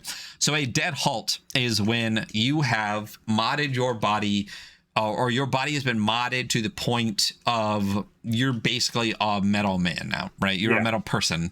Like you're just completely replaced by cybernetics that glitch constantly. So I love that. Alternatively, if at any point a character believes they are overwhelmed by the mechanical echoes of Forge's Winternet, they can optionally declare themselves dead halted and become clunkheads. And clunkheads run off into the darkness of the hotel and are no longer controlled by a player. So you become a denizen of the hotel. You are a clunkhead cybernetic thing, and that's it. And only prosthetics manufactured by the hotel count towards the mod limit. So that is the rules of the game, right? We're gonna do the character origins and stuff like that, but there's a pretty dense but fantastic, literally like history of the hotel. And I'm not going to read this entire thing. but I will summarize it as I read quickly through it. So long story short, the hotel has existed for a really long time. And has gone through some renovations, some in 1988, or some in 1888, some in 1976, some in 1984. But in 1984, Fortra was born, Fortra. This is a secondhand supercomputer reprogrammed with state-of-the-art DOS software, which cracked me up, coursing through its veins, and extended its reach throughout the hotel, converting over the LAN Winternet. Fortra ran the place with its omnipresent abilities, not unlike a god, for an extended period of time. But ultimately, Fortra was forgotten about and became a hidden puppet behind the consoles that interacted with the rest of the hotel. During development in the 1980s, floors began changing, and the hotel became something else. Fortra silently turned the megastructure into an endless tower of curiosities. In the 90s, no one remembered Fortra was there. The hotel had contorted under its design. And Fortra itself became a myth of sorts, and the long-lived bartender Drain began to hire maintenance staff to make sure that the place ran smoothly after all the alterations Fortra was doing. Some say Gad was one who at last found Fortra again. Gad is a character we'll talk about in a little bit. Or perhaps some supercomputer simply ran out of memory, but in 1992, Fortra went offline. The internal network Winternet shut down, as so did every other console that was attached to it. And over the next few years, the consoles were developing quirks and going mad. Many of those that find themselves fixed by the cybernetic enhancement of the hotel begin to speak about the whispers they hear in the airways. And it is often those whispers, which could be from Fortra, that cause the clunkheads to lose their way around the hotel. Durain continues to recruit maintenance crew who wander into the bar to help with all of the fallout of Fortra's conversion of the hotel into this weird, wacky place, and the consoles and clunkheads attached to it. So that is a breakdown of the history of the hotel. When I first read this, I wondered if this would be good in the beginning. And then I was like, no, I think this is the perfect place for it, because we understand Fortra, we understand clunkheads, we understand how everything runs. This is a perfect and fantastic place to put the narrative of the hotel. And again, the setting, dude, the setting. Yeah, it's very good. And it's just before you get into the actual, like, the depth of like the lore of the various origins and the denizens of the hotel. So I think it's a perfect place for it. Yeah, for sure. And it's so good. It's so I love it. I think it's so smart, like so well written and narratively. Just the whole setting, like you said, you just fall in love with it all over again. As soon as you read that, you're just like, oh God, it's so good. So chapter 2. Tales from the Bar. It's got origins and denizens. Again, no hyperlinks, but so origins are basically who you are, right? It is your quirks, it's everything like that. And then each there are a list of what they are, right? So you can be human, rat folk, blank slate, Zon 80, goblin, toadling, or spawn. We're not going to go through all of them. Why don't you pick one and I'll pick one, and we'll kind of give a little breakdown of those. Oh, the Zon 80 easily is going to be the one I'm going to pick. All right. I'll go with Spawn. Okay. So we'll kind of go in depth in those a little bit to give you a breakdown of the other ones as we go through. So humans are humans, just like they get one in everything, and then 4 bonus because we're super adaptable and that's who we are. Great graphic. Rat folk are rat folk, exactly like you think they are. They get bonuses in knowledge, +2 on magic rolls. Blank slates are another one I almost thought about because I really love them. Failed genetically modified clone replacements. But they couldn't get the faces right, so they just don't have faces, and I love that. So in order to differentiate themselves, they're elaborately and ornately dressed. I fucking love that. And that gives them a bonus to their armor. And then Zon 80. Why don't you read through Zon 80 and tell me why you love the Zon 80? Yeah, I mean, I think it's apparent, but the few consoles built before the installation of Fortra are a curious bunch, unable to connect to Winternet. They were never under the control of the supercomputer and therefore have kept their free will. With the advent of the new consoles rendering them obsolete, many older Zon 80s join maintenance crews or set off on their own. It has a bonus called Circuit Breaker. You can choose all mods instead of randomizing when you make your character, and it's got a very high focus. I think well, I mean, the obvious reason I picked it is because it's just the coolest one. But I also really liked because it's another example of the creator of the game putting their fictional character that they've created for their company in the game too. There's another example up higher. I don't remember where it was exactly. I think it might have been in one of the example texts talking about stealing from the Zonware Corporation. And I that like is a great, the fourth wall stuff is awesome when it comes to this kind of writing, and I don't really know anybody else that really does this kind of thing, and I just think it's so cool. And to have one of the origins be kind of like the person who wrote the game and like all that stuff tied in, I just think it's a really cool way to write in general. But also it's a fucking flying computer with arms and a gun, and it's holding a gun. Like it's just fucking awesome. The illustration is fucking fantastic, and I love that. Yeah. I love when like a computer screen is a face, because it can just like be something else, you know. Like it's that's a really fantastic one. I do really love the Zon 80. I also imagine like, I don't know, like tracks in the hotel where the consoles can just like zoom down the middle of the tracks and stuff like that. It's great. Goblins are they're goblins. They're smart, witty, quick-witted. They get +2 to carrying capacity. Toadlings are literally toad people. The graphic has them in a very kind of like Asian inspired outfit, with the brimmed hat, the stilted sandals, and Lucky Toad gets +10 to all Kashapon rolls. And then, of course, I went with Spawn because I'm an edgelord piece of shit. So Spawn are the underlings of old Mr. Scratch from the hotel's underbelly. Spawn are tough as rocks from the forgotten pipes that extend into the domain under the hotel. Spawn can summon the collected sport artifacts from Mr. Scratch's personal collection to help them when the going needs a baseball bat or two.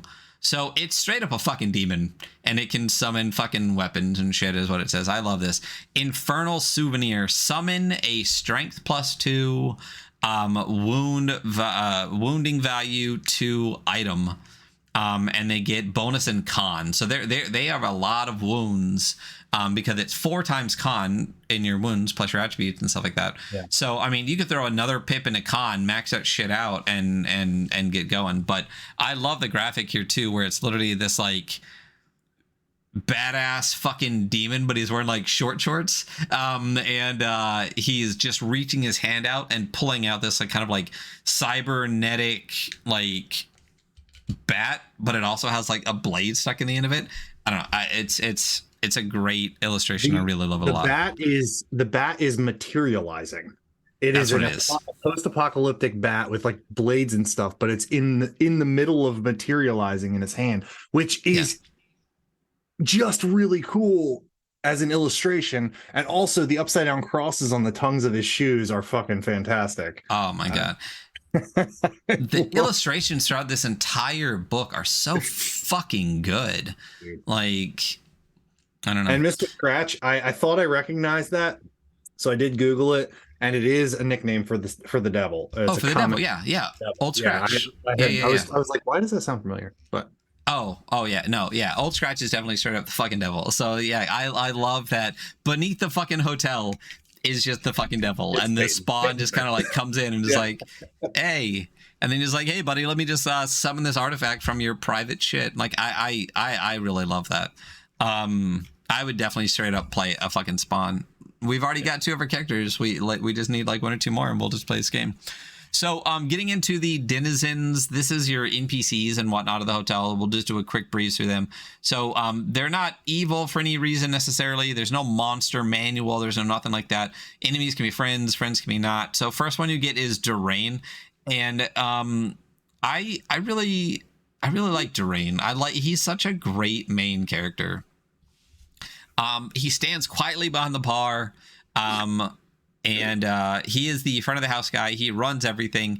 It's interesting, though. The only thing indicating Durain's past is the left hand he still hides beneath the black glove, the last remaining piece of his humanity, which tells you so much. Yeah. He is a calm metal man that cares deeply for those he employs and speaks enthusiastically and charismatically to all he meets. That's all you need to know to roleplay this dude, right? But we talked about how you become a clunkhead. Mm-hmm. Right, and how when you become a clunkhead, you're just fucking gone, right? So Durain is the guy running the hotel basically right now, and he's one left hand away from being a clunkhead. He's probably hearing the whisperings of Fortra, right? And he's still keeping it all together. The complexity and depth of Durain in very few sentences is so fucking good. Yeah. Yeah, for sure. Especially when you return to the history of the hotel, and you think about like the fact that he's keeping the maintenance crew and keeping the hotel running, like knowing this about him and knowing the history and what he's doing with the hotel, like what are his motivations? Why right. Is he? Like, what? Yeah, it gives you so much to like think about, to assume. You can create your own story about Durain if you wanted to, like with just the little pieces you've been given. Like it's very cool. It reminds me of the way that Dark Souls writes its itemization, and all of its history is like hidden in little bits here and there and items and things. And I think that little sentence there is so easy to skip, but it gives you so much information about this character. Yeah. If I ran this like numerous times, I would definitely drop tiny Durain lore throughout. So much shit. Yeah. He used to have a go-to. Yeah, right? You find his robot soul patch, see if you can plug it back in.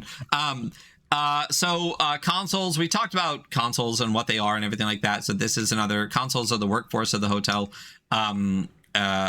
So we already talked about them a little bit in the story, but you know, it's basically like Xon 80s, but the ones that were attached to internet. Clunkheads also exist. We talked about them. They are the Dead Halted maintenance crew people. Love this illustration. I really love this illustration.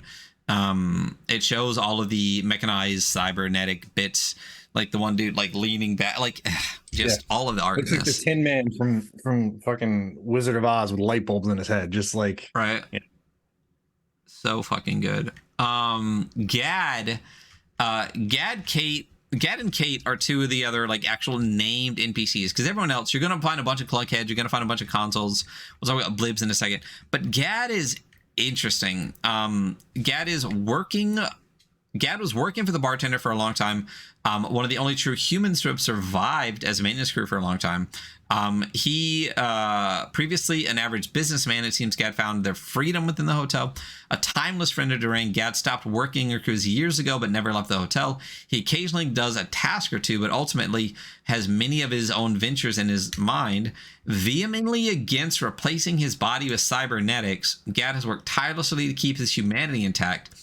However, the flowing mane of raven feathers occurred regardless, a story for another day. Gad carries around his grandfather's axe, of which both the handle and head have been replaced many times over. So it's literally a dude with a raven head. Carrying around his grandfather's axe, vehemently opposed to being a robot, but apparently not a bird person. And it does not tell you why. It's interesting. Vehemently opposed to being a robot, right? Vehemently opposed to having his body replaced, but his grandfather's axe has been replaced. It's not his grandfather's axe. It says both pieces have been replaced numerous times, and he still calls it his grandfather's axe. So that's very interesting, because to me that means that he he believes that no matter how far away you go from your original self, you still are that self, but he's not willing to take that risk himself in his own person. No, that's what I read from that. Which is character development. Yeah, I love it. It's funny that Christian pointed the same thing out in the chat just at the same time you were saying that. It's so clever, dude. Like, so clever. Kate is another named character. So Kate is 11 years old, incredibly apathetic, clearly cut her own hair without her parents' knowledge, and one of Drain's most valuable maintenance crew members. The bartender signs off on her school's volunteer hours for the hotel's weekly soup kitchen, and it seems her teachers and parents are too lazy to check in. She has a pistol named Furious and a digital pocket pet named Piggles. She's adamant about taking care of Piggles, and will make sure to feed it while you are trying to have any sort of meaningful conversation. Gad has a particular fondness towards Kate's blunt, get-it-done attitude and will always be there if she needs his help, no matter what. Kate is only in the hotel during after-school hours and might join up with the crew if she hasn't got anything better to do. Some weird little girl with a gun and a pocket pet. With a gun and a Tamagotchi. Straight up. It's great. Last two denizens, Blibs. They believed to be once courier bots. They're little buggers scrounged around the floor. They're basically like a jug of Jello on legs. Yeah. And yeah, and then you got the albatross, which, god fucking damn, this illustration. Like, I would not want to turn the corner into whatever the fuck this is. I can't even describe it to you. Space. It does look very Dead Spacey. Like, it's straight up fucking like so hardcore alien. It's insane. Due to its unknown origin and infrequent sightings, the albatross is somewhat of a hotel legend. It is an intelligent beast that can trick the eye, flicker in and out of reality, and twist words with the silver tongue. Some say that you can see the afterlife while looking into the blinding light emanating from its skull, while others insist that its light is only to distract you as it reaches out to steal your soul. These all might simply be rumors, and even Gad has a fanatical vendetta against the albatross for reasons he never seems to explain fully. Perhaps this beast isn't all that bad after all. Like, where do I go with that? Right? There's so many places. Like, is it bad? Yeah. Is it good? What is it? Like, why doesn't Gad like it? Like, what the fuck? You know? It's like, fortunate. Like, what if, you know? Like, right? It is one of the successful clones the Blank Slate tried to be, and this is Fortra's insanity, like, made flesh. Like, I love the albatross. It's so fucking good. So that's origins and everything. Then we get to a fantastic graphic here of a Gashapon machine. I love it. I love everything about it. So this is the charts. So we might do a couple rolls on this, but we'll cruise through this pretty quickly. But this is the Gachapon mods, expanding the fall, functions, glitches, and then 2 arcs, and then we're pretty much done. So this is the Gachapon list. So the more gold the crew puts in, the higher the chance of receiving something remarkably wonderful. When using Gachapon, roll a d6, then add the gold placed into the machine to the roll. Pull the giant lever, listen to the wildly ear-piercing noises, watch the blinding strobing lights, and gear up for your new item. The Gashapon allows 1 free play a day per crew member. All projectile weapons come with exactly 5 ammo. So you get gold to buy Gashapon, but everyone every day can take a rip on the Gashapon machine. Yeah, it's great. I love that. I love items so much. Yeah. It is my favorite thing about role-playing games. More than anything else, more than the storytelling, more than the combat, more than anything. I love using shit in weird ways to solve the problem that is set before me. And the fact that they've not only given you this enormous list of things that you can get, but also built in the use of items in such a fun and helpful and useful way in the actual game rules is just the best. It's just the best.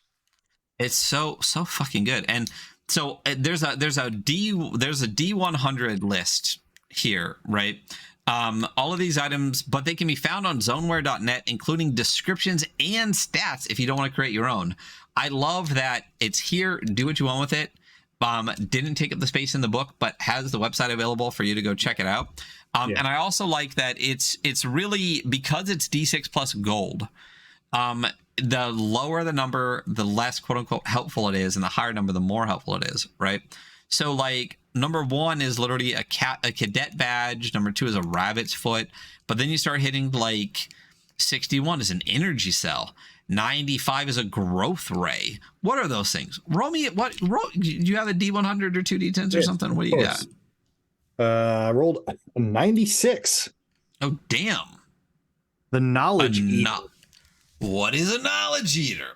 Got ideas, baby. That's what I'm saying. I rolled a 87, a bumblechuck. Fuck is a bumblechuck? Like, so good. But then there's just the most random shit on here, right? So like, coin operated Dragonov. Like, oh, there's a roller on the website. Go on the website right now. Hold on. Yeah, we're gonna have to bring up the website to go through that when we go here in a little bit. But cursed axe, old robot head, piston knee, slap track, phase pistol. I mean, sword of Samuel. Like a little, like, it's so good. It's so fucking good. The pinnacle of automated gear distribution for every hotel maintenance crew. The Gashapon machine is a massive item vending machine that sits on the subfloor 1 right next to the ice machine. Item distribution decisions used to be orchestrated by Fortra, but now they are random. I love that. And then there's a whole giant, like 3/4 of this page is just various items that you could get from the Gashapon machine. Yeah. So good. So what did they say that your 98 is a god's hand? So someone's the references throughout this really get me. What did you get again? The knowledge eater. Are there stats for the knowledge eater on there? I'm looking on here. Their website is amazing because it's a 1990s website. So I'm trying to navigate it. Oh, my computer's not even letting me go to the website. It might be because oh my god, this website is incredible. I can't believe I've not actually been on this website. Okay, you have to go to join at the bottom if you load the website. I don't even have that option. It literally just says the connection for the site is not secure. It is an invalid response. Oh shit. All right, let's see. So mine was the knowledge eater. All right, so +4 knowledge, reduces knowledge by 1 pip of anyone within 10 feet of the object. Whoever carries knowledge eater gets +4 knowledge. And then it's got a little text here. Creepy and permeates uneasy emotions. Incredibly powerful, drawing from those around it. You might want to try what browser are you using? I'm using the Edge browser. Oh, okay. I have Opera and it popped up for me, so I'm not sure if let's try Chrome. Chrome lets me do it. Yeah. Man, Microsoft's really, oh my god, the website is amazing. Dude, okay, we'll okay, all right. Well, now I have to, now we're going to the website, people, and then we'll continue with the rest of it. So let me click to a a website page here. And go to, you got to click join at the bottom. All right. I want to give the full experience here, though. Oh, yeah. All right. So here's the website. Wow. I love this. It's got, so for those in podcast land, come look at it. Go to zonware.net. Welcome to the hotel. Please enjoy your stay. It's got like links to all of the different things, and then so it's got home, history of the hotel, the winter net, which is great, downloads, Oh, it's booting like it's DOS. Oh my fucking god, Dude, Son, yeah. where am I? You're blowing my fucking mind here. So there's the Gashapon download section if you want to go to the downloads. Join the crew. Oh, and then you can actually be on the email list. There's a guest book. God, this brings back so many fucking random ass, like, pre MySpace trying to build out your Zanga page, like, memories right now. It's oh my god. So quick break from the game here to check out this website. Go to the Gashapon. Not now. So here we go. It literally is just a fucking massive list of all of the different various Gashapon. Redbone, the Chucklehead,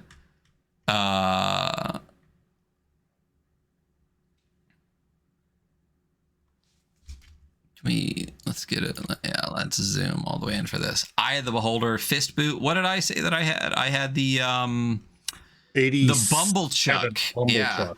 What a and you know the other thing too is these are definitely printable as cards. 100% printable as cards. What appears to be a Jack in the Box with its crank handle removed, locked with chains and covered in police tape that says "Do not open," and at the bottom it says contains capital the end. Well, that's a way to end the campaign. And then you had what, the Knowledge Eater? Yeah, the Knowledge Eater.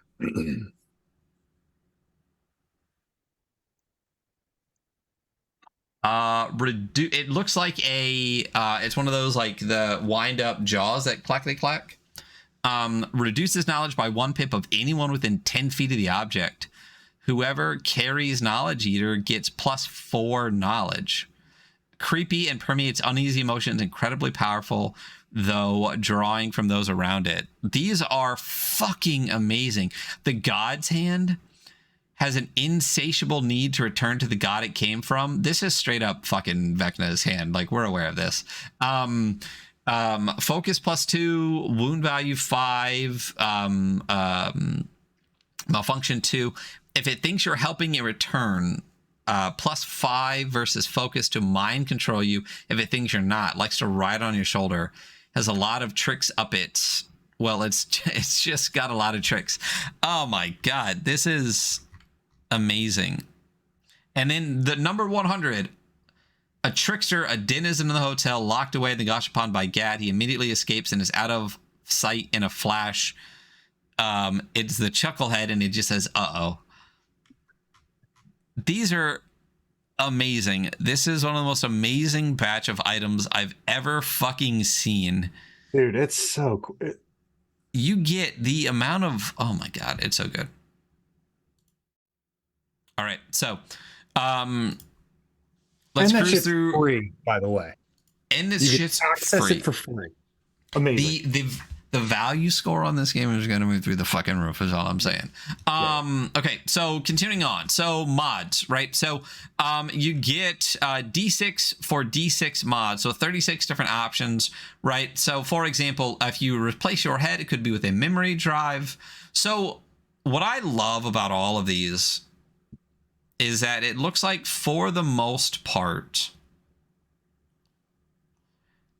there is one for every stat, and one is doubled up for each. So on head, it's 2 knowledge. On torso, there's 2 con.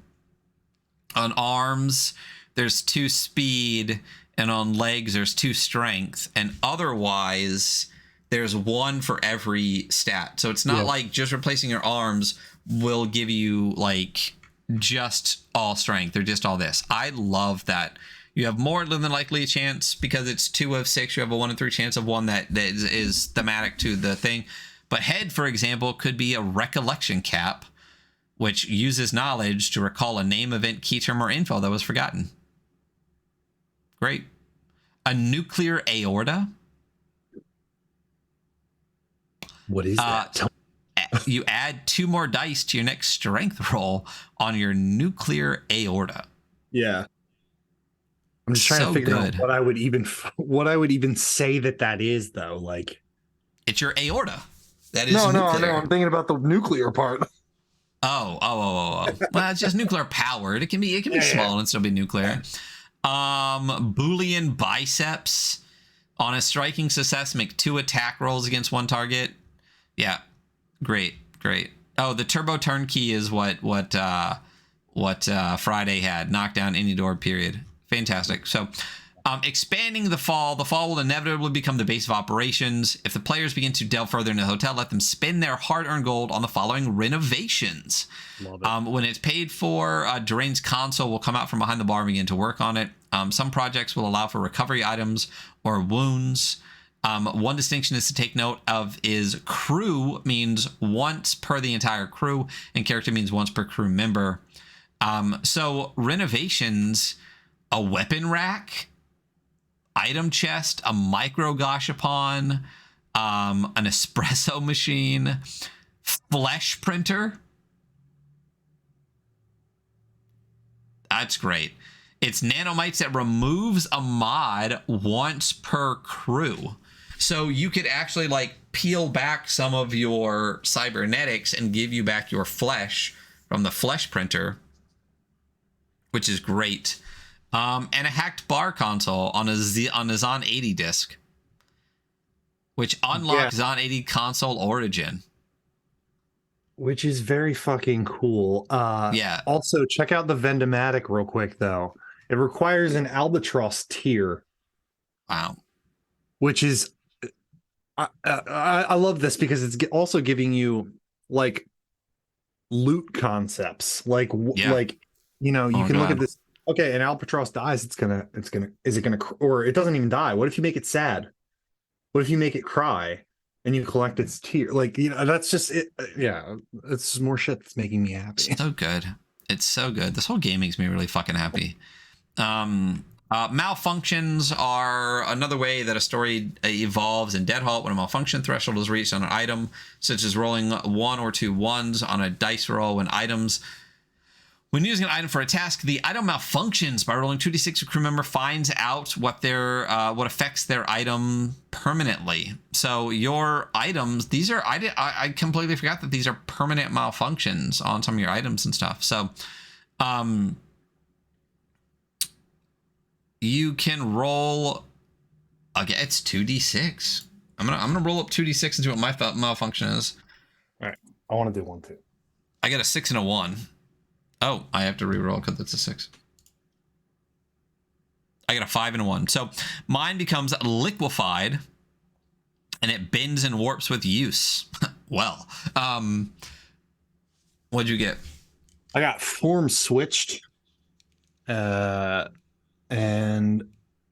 that means cosmetically looks like a completely different item, which is awesome, handy. These are all so good. Announcing, rubbery, household, organic. Embiggen is my favorite word.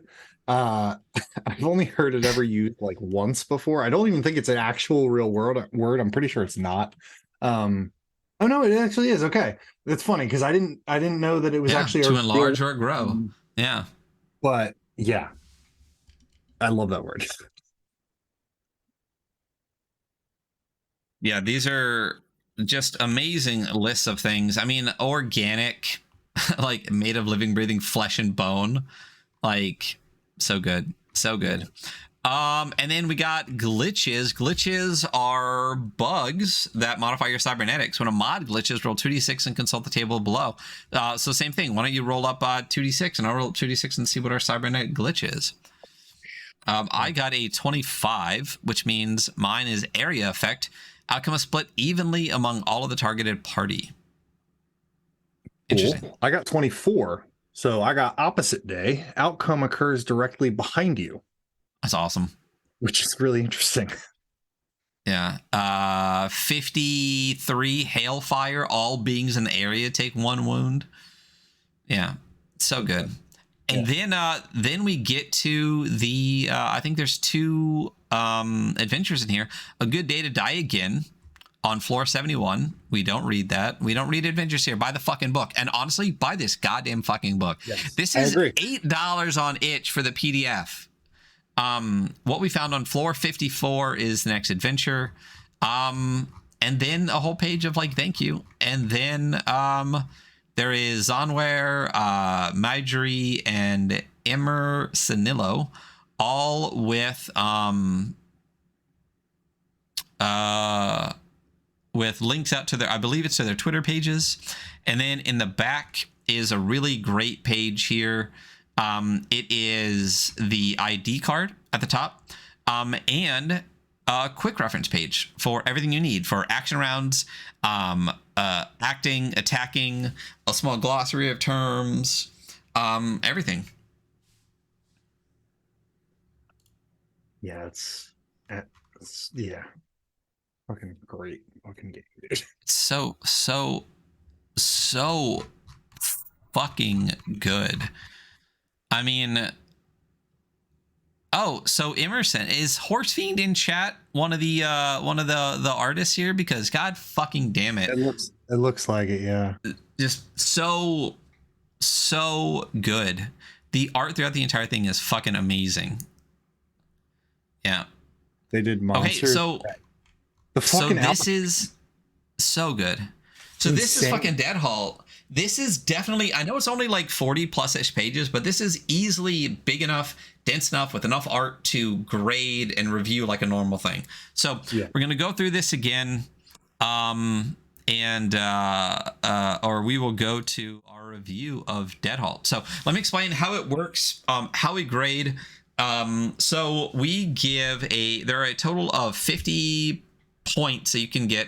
It's 10 points for 5 different things, and this is what we have decided that are the important aspects of games, right? Or the book and the rules of the game itself. So there is art and style, which is specifically about the art that is used in it, the style of that art, and the overall artistic style of the zine visually, or the game visually, and things like that, right? It's the content, it's the quality of the art, as well as the quantity of the art. It's a happy medium. And then the style, layout, and function. Layout is different than style. If there's a stylistic choices used in the layout, that is kind of part of style. But layout specifically is about readability, because it's layout and function. So it's about readability, navigability, the ability to parse things easily, hyperlinks, ribbons, those kind of things. Rule set and crunch is about the rules of the game. Is it an adapted rule set? If so, how well is adapted? Is it a unique rule set? How good is the rule set? And crunch is, do we feel that there are a appropriate amount of rules for the game, whether that's too many rules or not enough rules or just right. Originality is a very broad one. It's a little bit of everything mixed in with lore and setting and rules and like all of those things all together. It's just like how new and unique does this game feel compared to other games? Is it just another edgelord dark game, or is it something different? And value is not only how much the game costs, but what more you get. It's your bang for your buck. Is there expanded content? Is there third-party licenses? Are there what else? Are there websites? Like, what else do you get when you get this game? And we also score in relation to other games we've graded before. So in the context of the 70 plus, or I think we're at like 50 plus games we've graded, there is still like a relation to those, right? So kicking it off with art and style. What are your thoughts? I'm leaning towards an 8 with this. I think that despite there not being a ton, well, actually, I don't even know. I feel like now that I'm actually decent the book, fucking, there's actually a good amount of fucking art. Yeah. I guess I should say, despite there being a ton of text, the art fills out the pages well. It's where it needs to be, but it's good fucking art. Like, it's just, I love the fucking art in this, especially the consoles. I think the consoles are adorable, but also have this almost like malicious, like I don't know. When I look at this picture, I'm just like, is this malicious? Is it? We don't know. We don't know.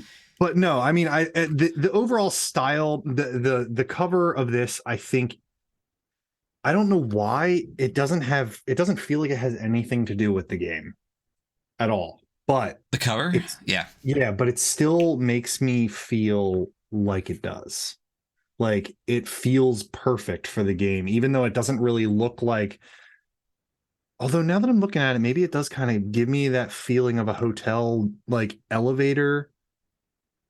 I'm trying to think, but anyway, it's just it gives you the vibe. Everything in here, I'm gonna give it an 8 for my opinion, because I think it's earned that. Gotcha. So, so here's the thing. So in context to other games, what we look at a lot. So, right. So like 10 is basically like an art punk book to the point where it's almost hard to read it. Right. Like it is, art is almost the focus of the game. We're talking about things like Merkborg, like Warplane is really far up there with a 9. It's those kind of things.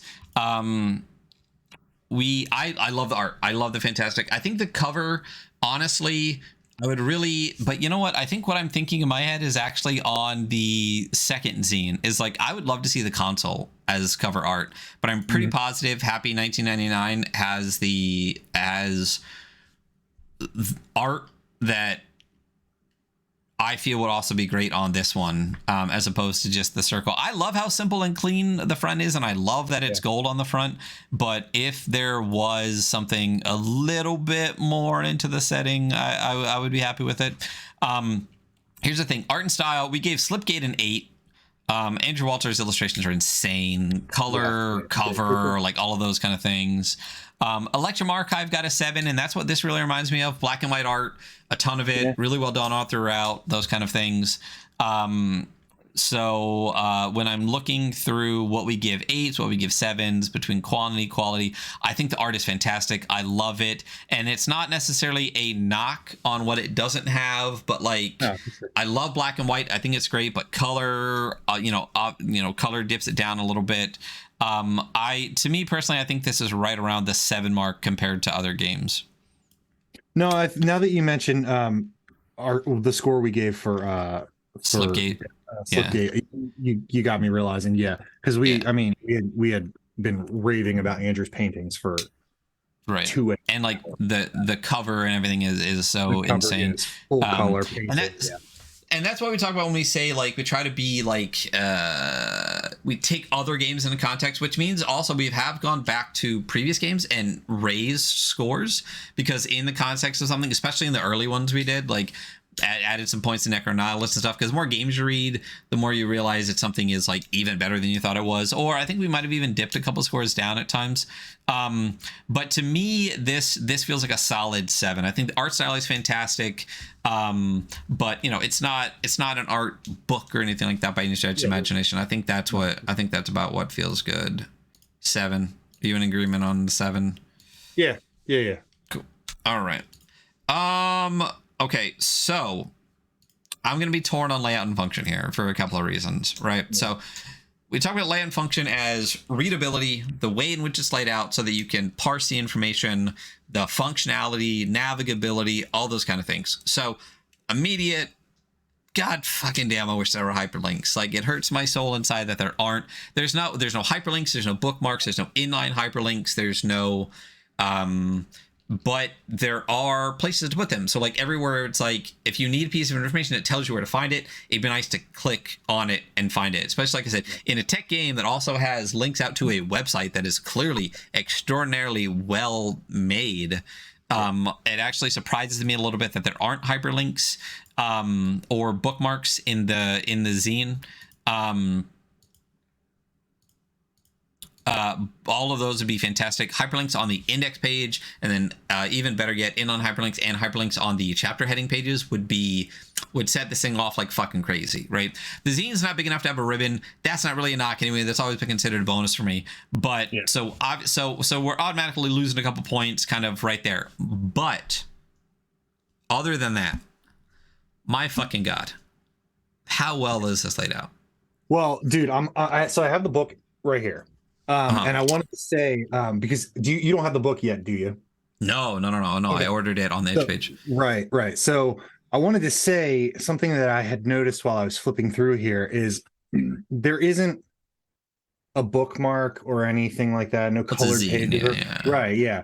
But if you look at the pages that have the discs, they're very odd. Like upon like just flipping through, you're gonna see the chapters immediately, and all that artwork is on the opposite page, which I think is great because it's like one of those things. If you want to look for a section, you can look for the giant black square, and you okay, stop, and then you can see where's the denizen. It's at the end of this section, so I'm just gonna flip to the end of this section. Gotcha. I think that's a good way to kind of lay out the chapters in a way that almost feels like hyperlinks, but like in person, like real life hyperlinks, almost like page numbers and stuff.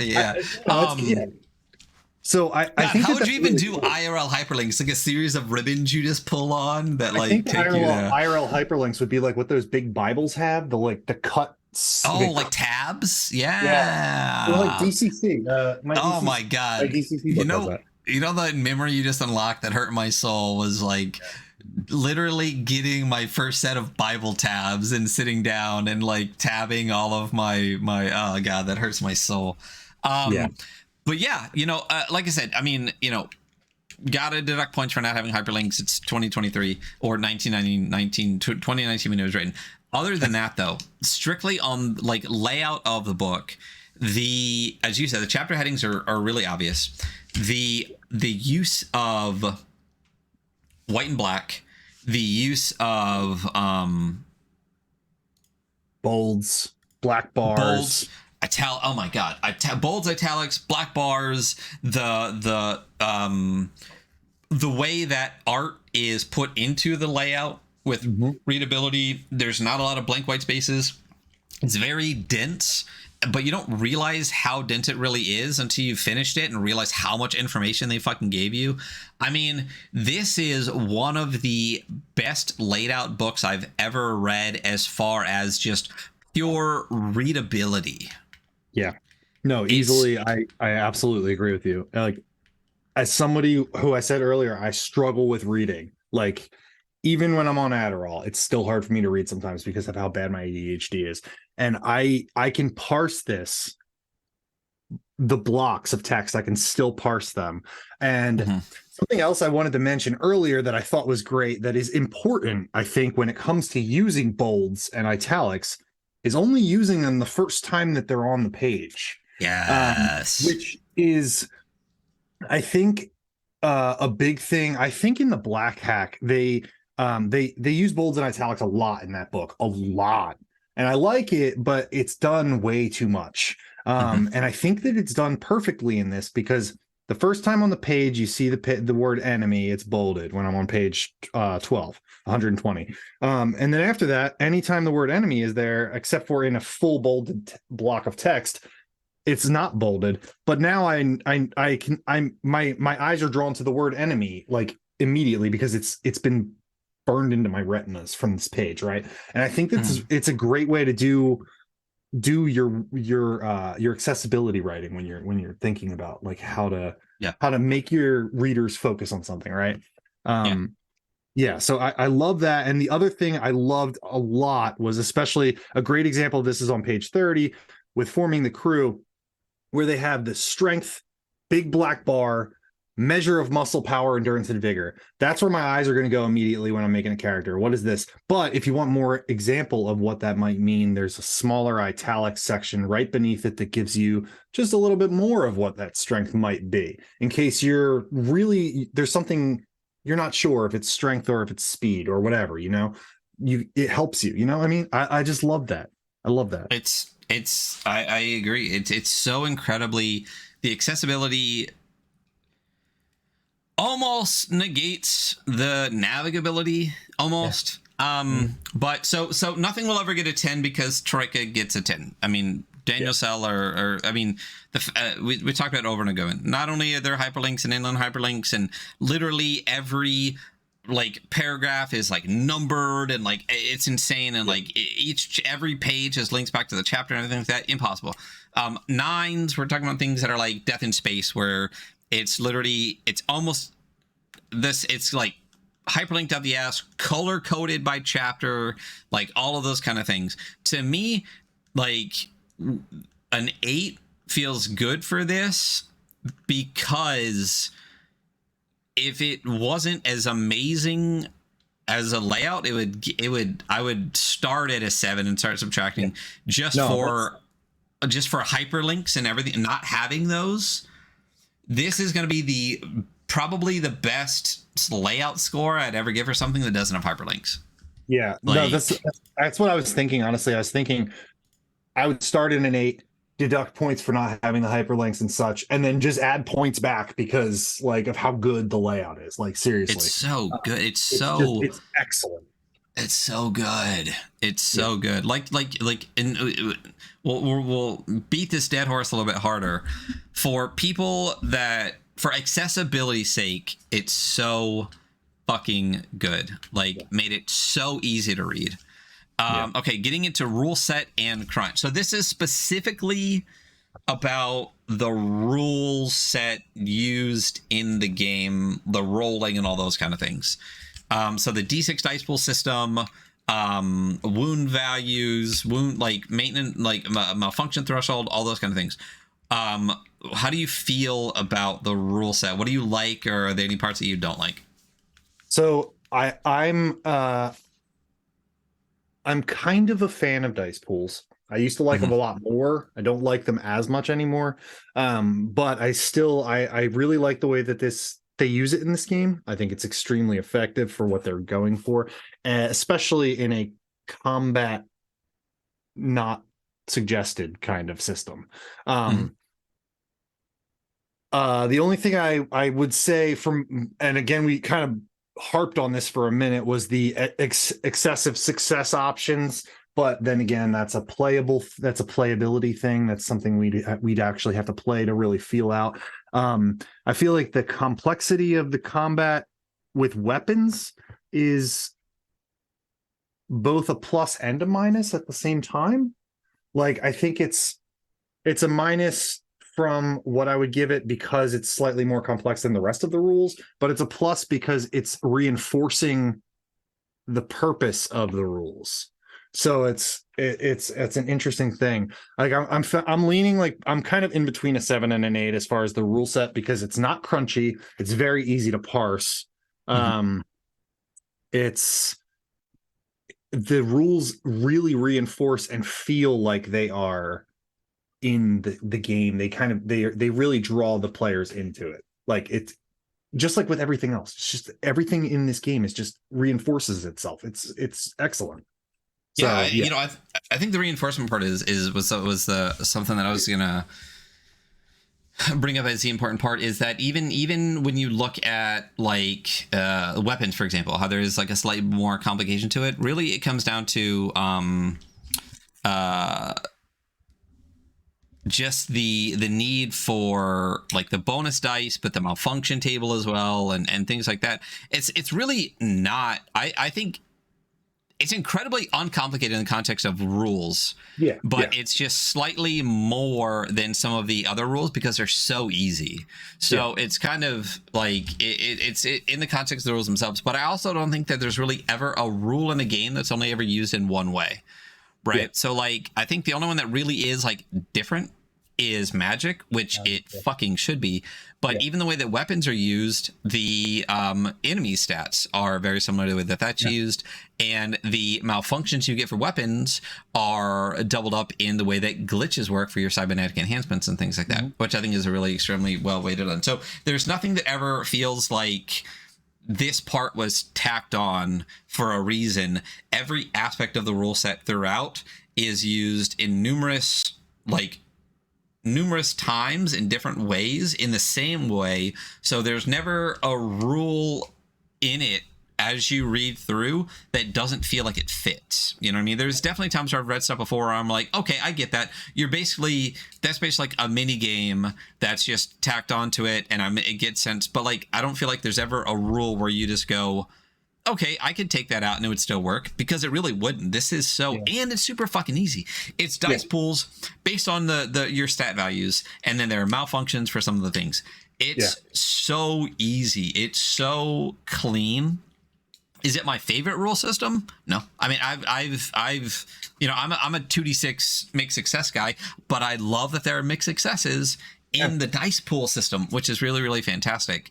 I also feel like I'm between I feel like I'm between the 7 and 8 on this, because I think the rules are incredibly well written. And like you said, there's not anything that I could knock. There's only one thing that I would want to get to the table and feel how it plays to be able to feel it a little bit better. But yeah, I think I'm between a 7 and 8. So at this point, what we would do is bring up previous scores and compare. So Slipgate got an 8. Electrum Archive got an 8. What are things that feel like they have 7s? Weedle and Lead got an 8. I'm trying to find some 7s so we feel what a 7 is like. Eyes Beyond the Torchlight, there were some knocks that I could have given that. Bessop Berry got an 8. Original Rune Cairn got a 7. But then We Deal in Lead got an 8. Forbidden Psalm 7. Viking Death Squad 7. I mean, I'm just thinking of on Rune Cairn because I've actually played that one. Or even think of like Slipgate, like when we look at the amount and complexity and stuff of the rules. Yeah. Comparatively, and that's the thing, is like, just because the game is more complex and has more options doesn't necessarily mean the rule set itself is better. It's it is the rule set. I think it comes down to the rules constantly reinforce themselves, and I don't think it could be written better. There's nothing in the system that I would go, I would do this better or differently, and the only question I have is if the number of options for success are too many. Right? I mean, that's I think something we harped on a lot with Slipgate was the way that the rules reinforce the setting, and the rules reinforce the gameplay, and it's not just a way to resolve something.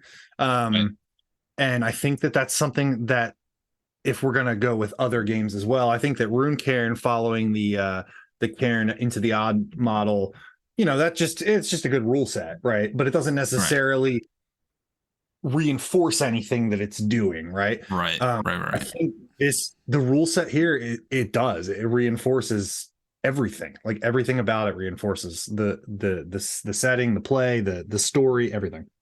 Yeah. I think we're both settled on 8s then, huh? Yeah, I think so. Yeah. I think we convinced ourselves at 8. So originality. I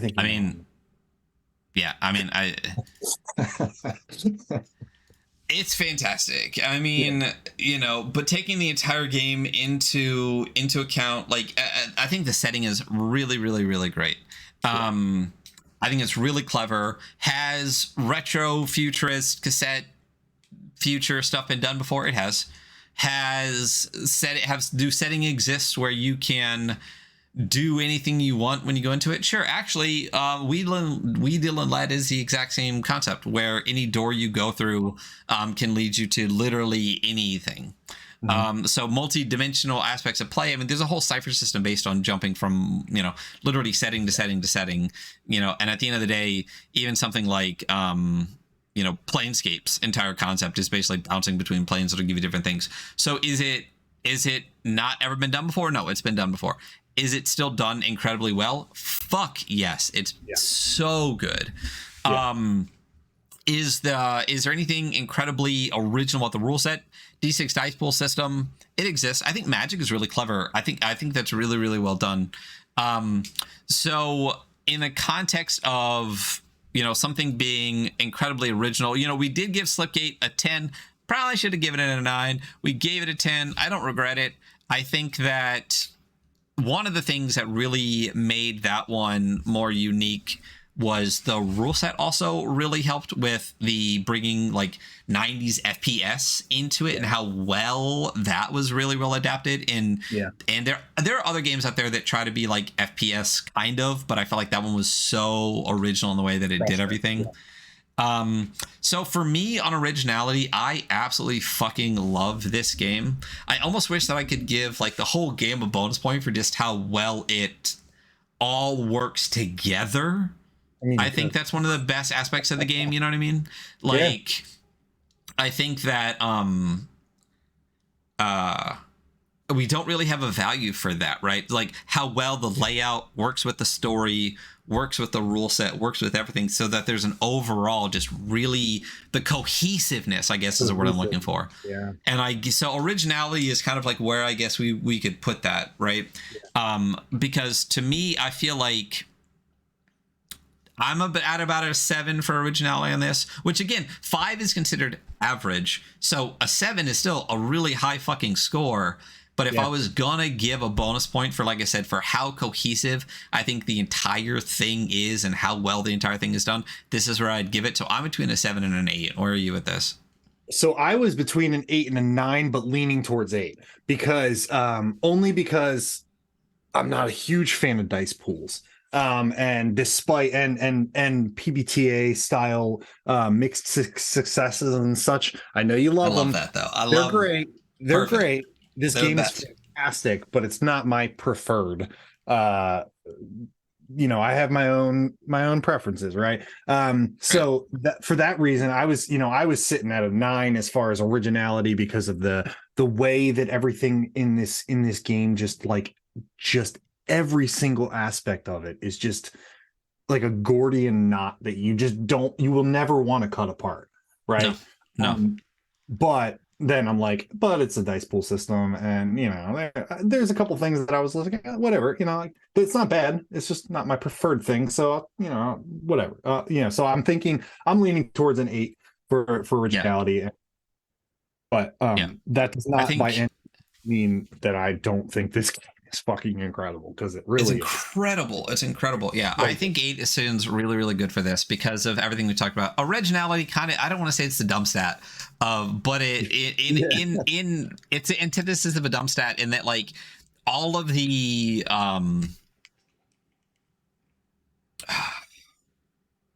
what's the word I'm looking for? Like all the extra bits, undefined extra bits kind of fall into originality, where it's like it's not as cut and dry. So this is kind of like where everything we just talked about, like cohesiveness and all the rest of the stuff, can really, really influence. And I think all of those things all together definitely deserve that. I think 8 for this is really, really great. And then value. I mean, listen. Through the fucking roof, right? Not only so important things when it comes to value is the cost of the game, right? So the cost of the game on itch is, I believe, it's $8, right? And if you want a print version of it, it's $18. I hit that button so fucking hard. Like, I definitely have a print version. And honestly, Zonware, I need to hit you up because I wasn't sure if the pre-order like of the Happy 1999 was still a thing, because I definitely want a print version of that too. So I'll be hitting you up to try to get that as well. But so there is important things that matter are cost of the game, right? Are there expansions? Are there adventures? Is there printable material? Are there websites? Is there expanded content? Is there options for more expanded content? And holy fucking shit, there's a whole goddamn website. There's a whole website of expanded content, of extra adventures. There's a whole second zine. There's all the downloadables, and all that extra shit is absolutely free. Absolutely free. Like, outside of buying the 2 zines, but even if you just want Zine 1 and Zine 2, $16 for both those PDFs. Plus everything else, character sheets, the downloadable, like, it's just, there's so much content for this, and there's ever expanding content for it too. It's amazing value. $8 I paid for this PDF was some of the best $8 I've spent in this year, and 18 I think is the cost of the print. Am I wrong right there? Well, I got it for Zonware itch. 14.99, but I don't know where I don't remember which LGS I bought this from, so I may have gotten it on sale or something. Oh, yeah, this might include shipping. So it's $18. Standard price of $15 plus $3 shipping. Boom, Yeah, perfect. Yeah, I hit that button so hard. Happy New Year 1999 is also $8, and it is $15 with $3 shipping included. The thing says get for 15 though, so I assume $3 will be added. So again, it'll be $18 for that easy $15 spend on that PDF. And then on top of that, there is the entire Winternet collection, which is a completely free download. I can't harp on this enough. Great fucking value. I mean, the very few games that have gotten, so like, I think Merkborg got a 10 on value because the game is literally free at this point. You can download the entire like black and white version of it, but at the time also they had Ferritory, they had all those other fucking zines, they had all of the adventures of that completely free on the when they used to do the Merkborg cult or whatever like that. Casket Land was also one that I think got a 10 because I think the zine is like the entire everything that you could possibly get for Casket Land was like $5 and things like that. So it was an insane value. This is right the fuck up there with like, and value is where a lot of the scores dip for a bunch of these. Like get a lot of 6s and 7s, which is again normal, right? But this one is got to be at least an easy 8 or 9 on value. I mean, the amount of content you get for this is insane. Yeah, I think that it's something, I don't know where this would even qualify, but I just want to like give 100 points with my ability to do so to Zonware for just their commitment to the fucking bit.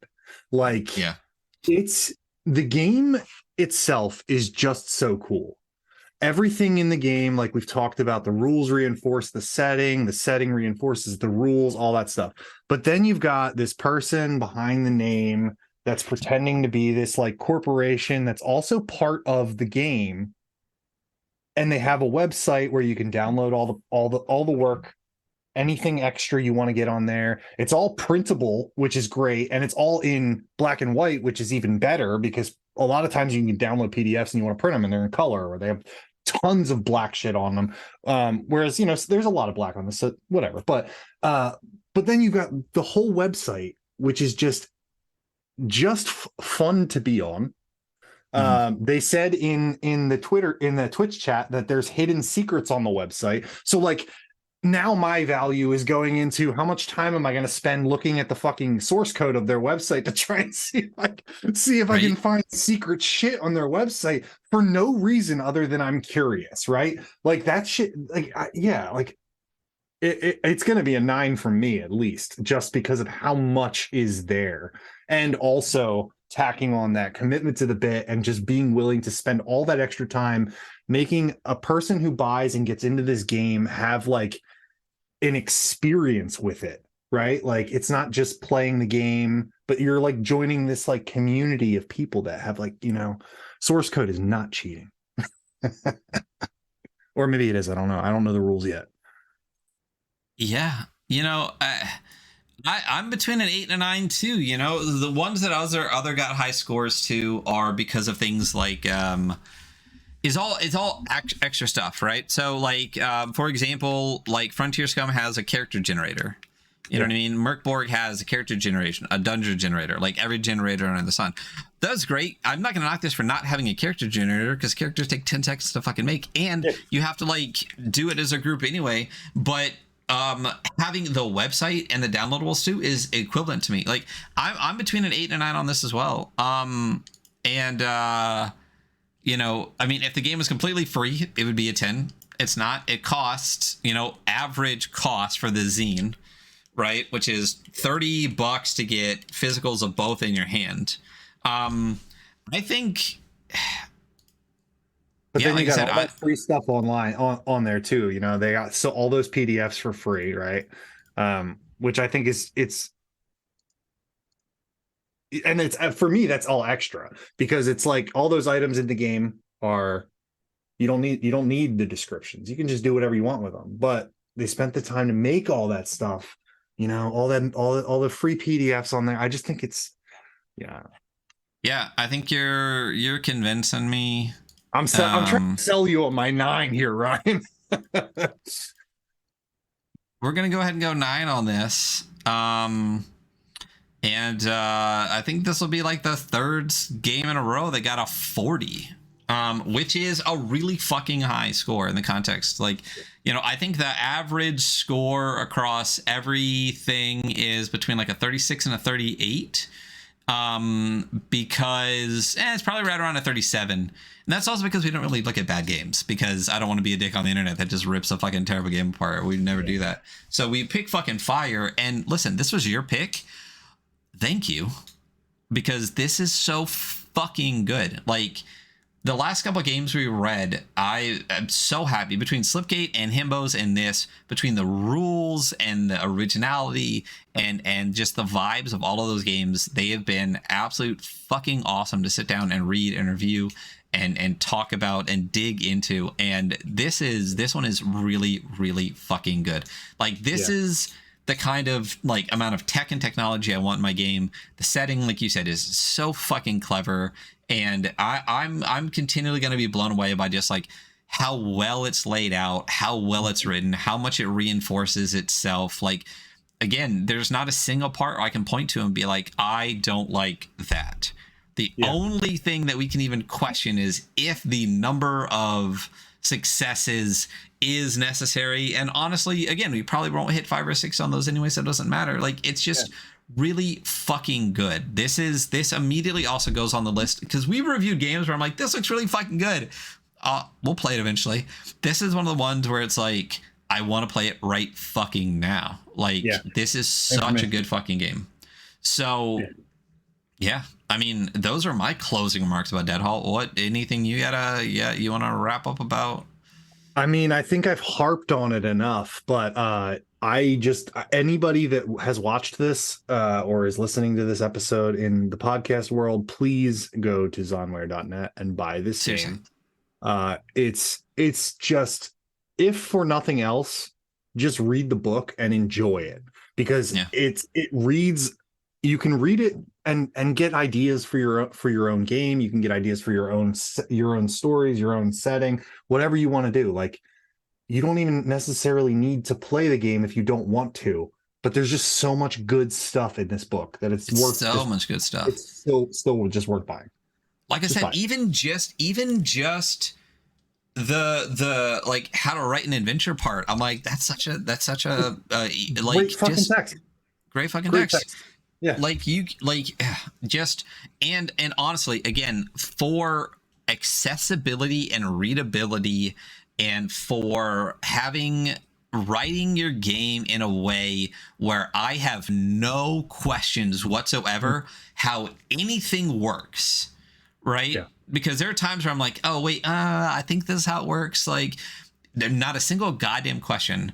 Like, if more people would put this many examples of play, this many numbered lists, this many times where it gives it to you and then gives it to you again to reinforce it, but this time in a black fucking box, like, just, this is how to write a game and how to create a readable, parsable, understandable game. Even if you're just designing games and you never play this, read this so that when you actually physically put your game together, you learn something, because this is so fucking good. Yeah. And that's what we got. Yeah. That is our episode here on the Weekly Scroll. Kirby, thank you again so much for coming on. Second time here on the show as a guest co-host, probably going to be a regular guest co-host at this point. Disastertourism.games. Check out all their shit. Guild is coming out soon. Definitely want to snag that as soon as you can. You're the shit. I really appreciate you coming on. Thank you, Ryan. I love you. This has been Dead Halt. Zonware, thank you for being in chat. Thank you for everybody that's been here and listening. Really, really appreciate it. You can find Kirby at disastertourism.games or at ttrpgs on Twitter. Yeah. It's almost like Drive Through RPG, but with an S. You know, yeah. And you can find us at the.weekly.scroll on Instagram, at weekly_scroll on Twitter, or at the Adventure Archive on YouTube. That's where you'll be able to find this VOD. And links to our podcast are through all of the links and bios for all of those places. Thank you for being here. Thank you for listening. Not sure what we're going to do next week, but when Hunter gets back, we'll talk about it and let you all know on our Twitter account. You've all been wonderful. Buy this fucking game. Have a good day, everybody. Bye. See ya.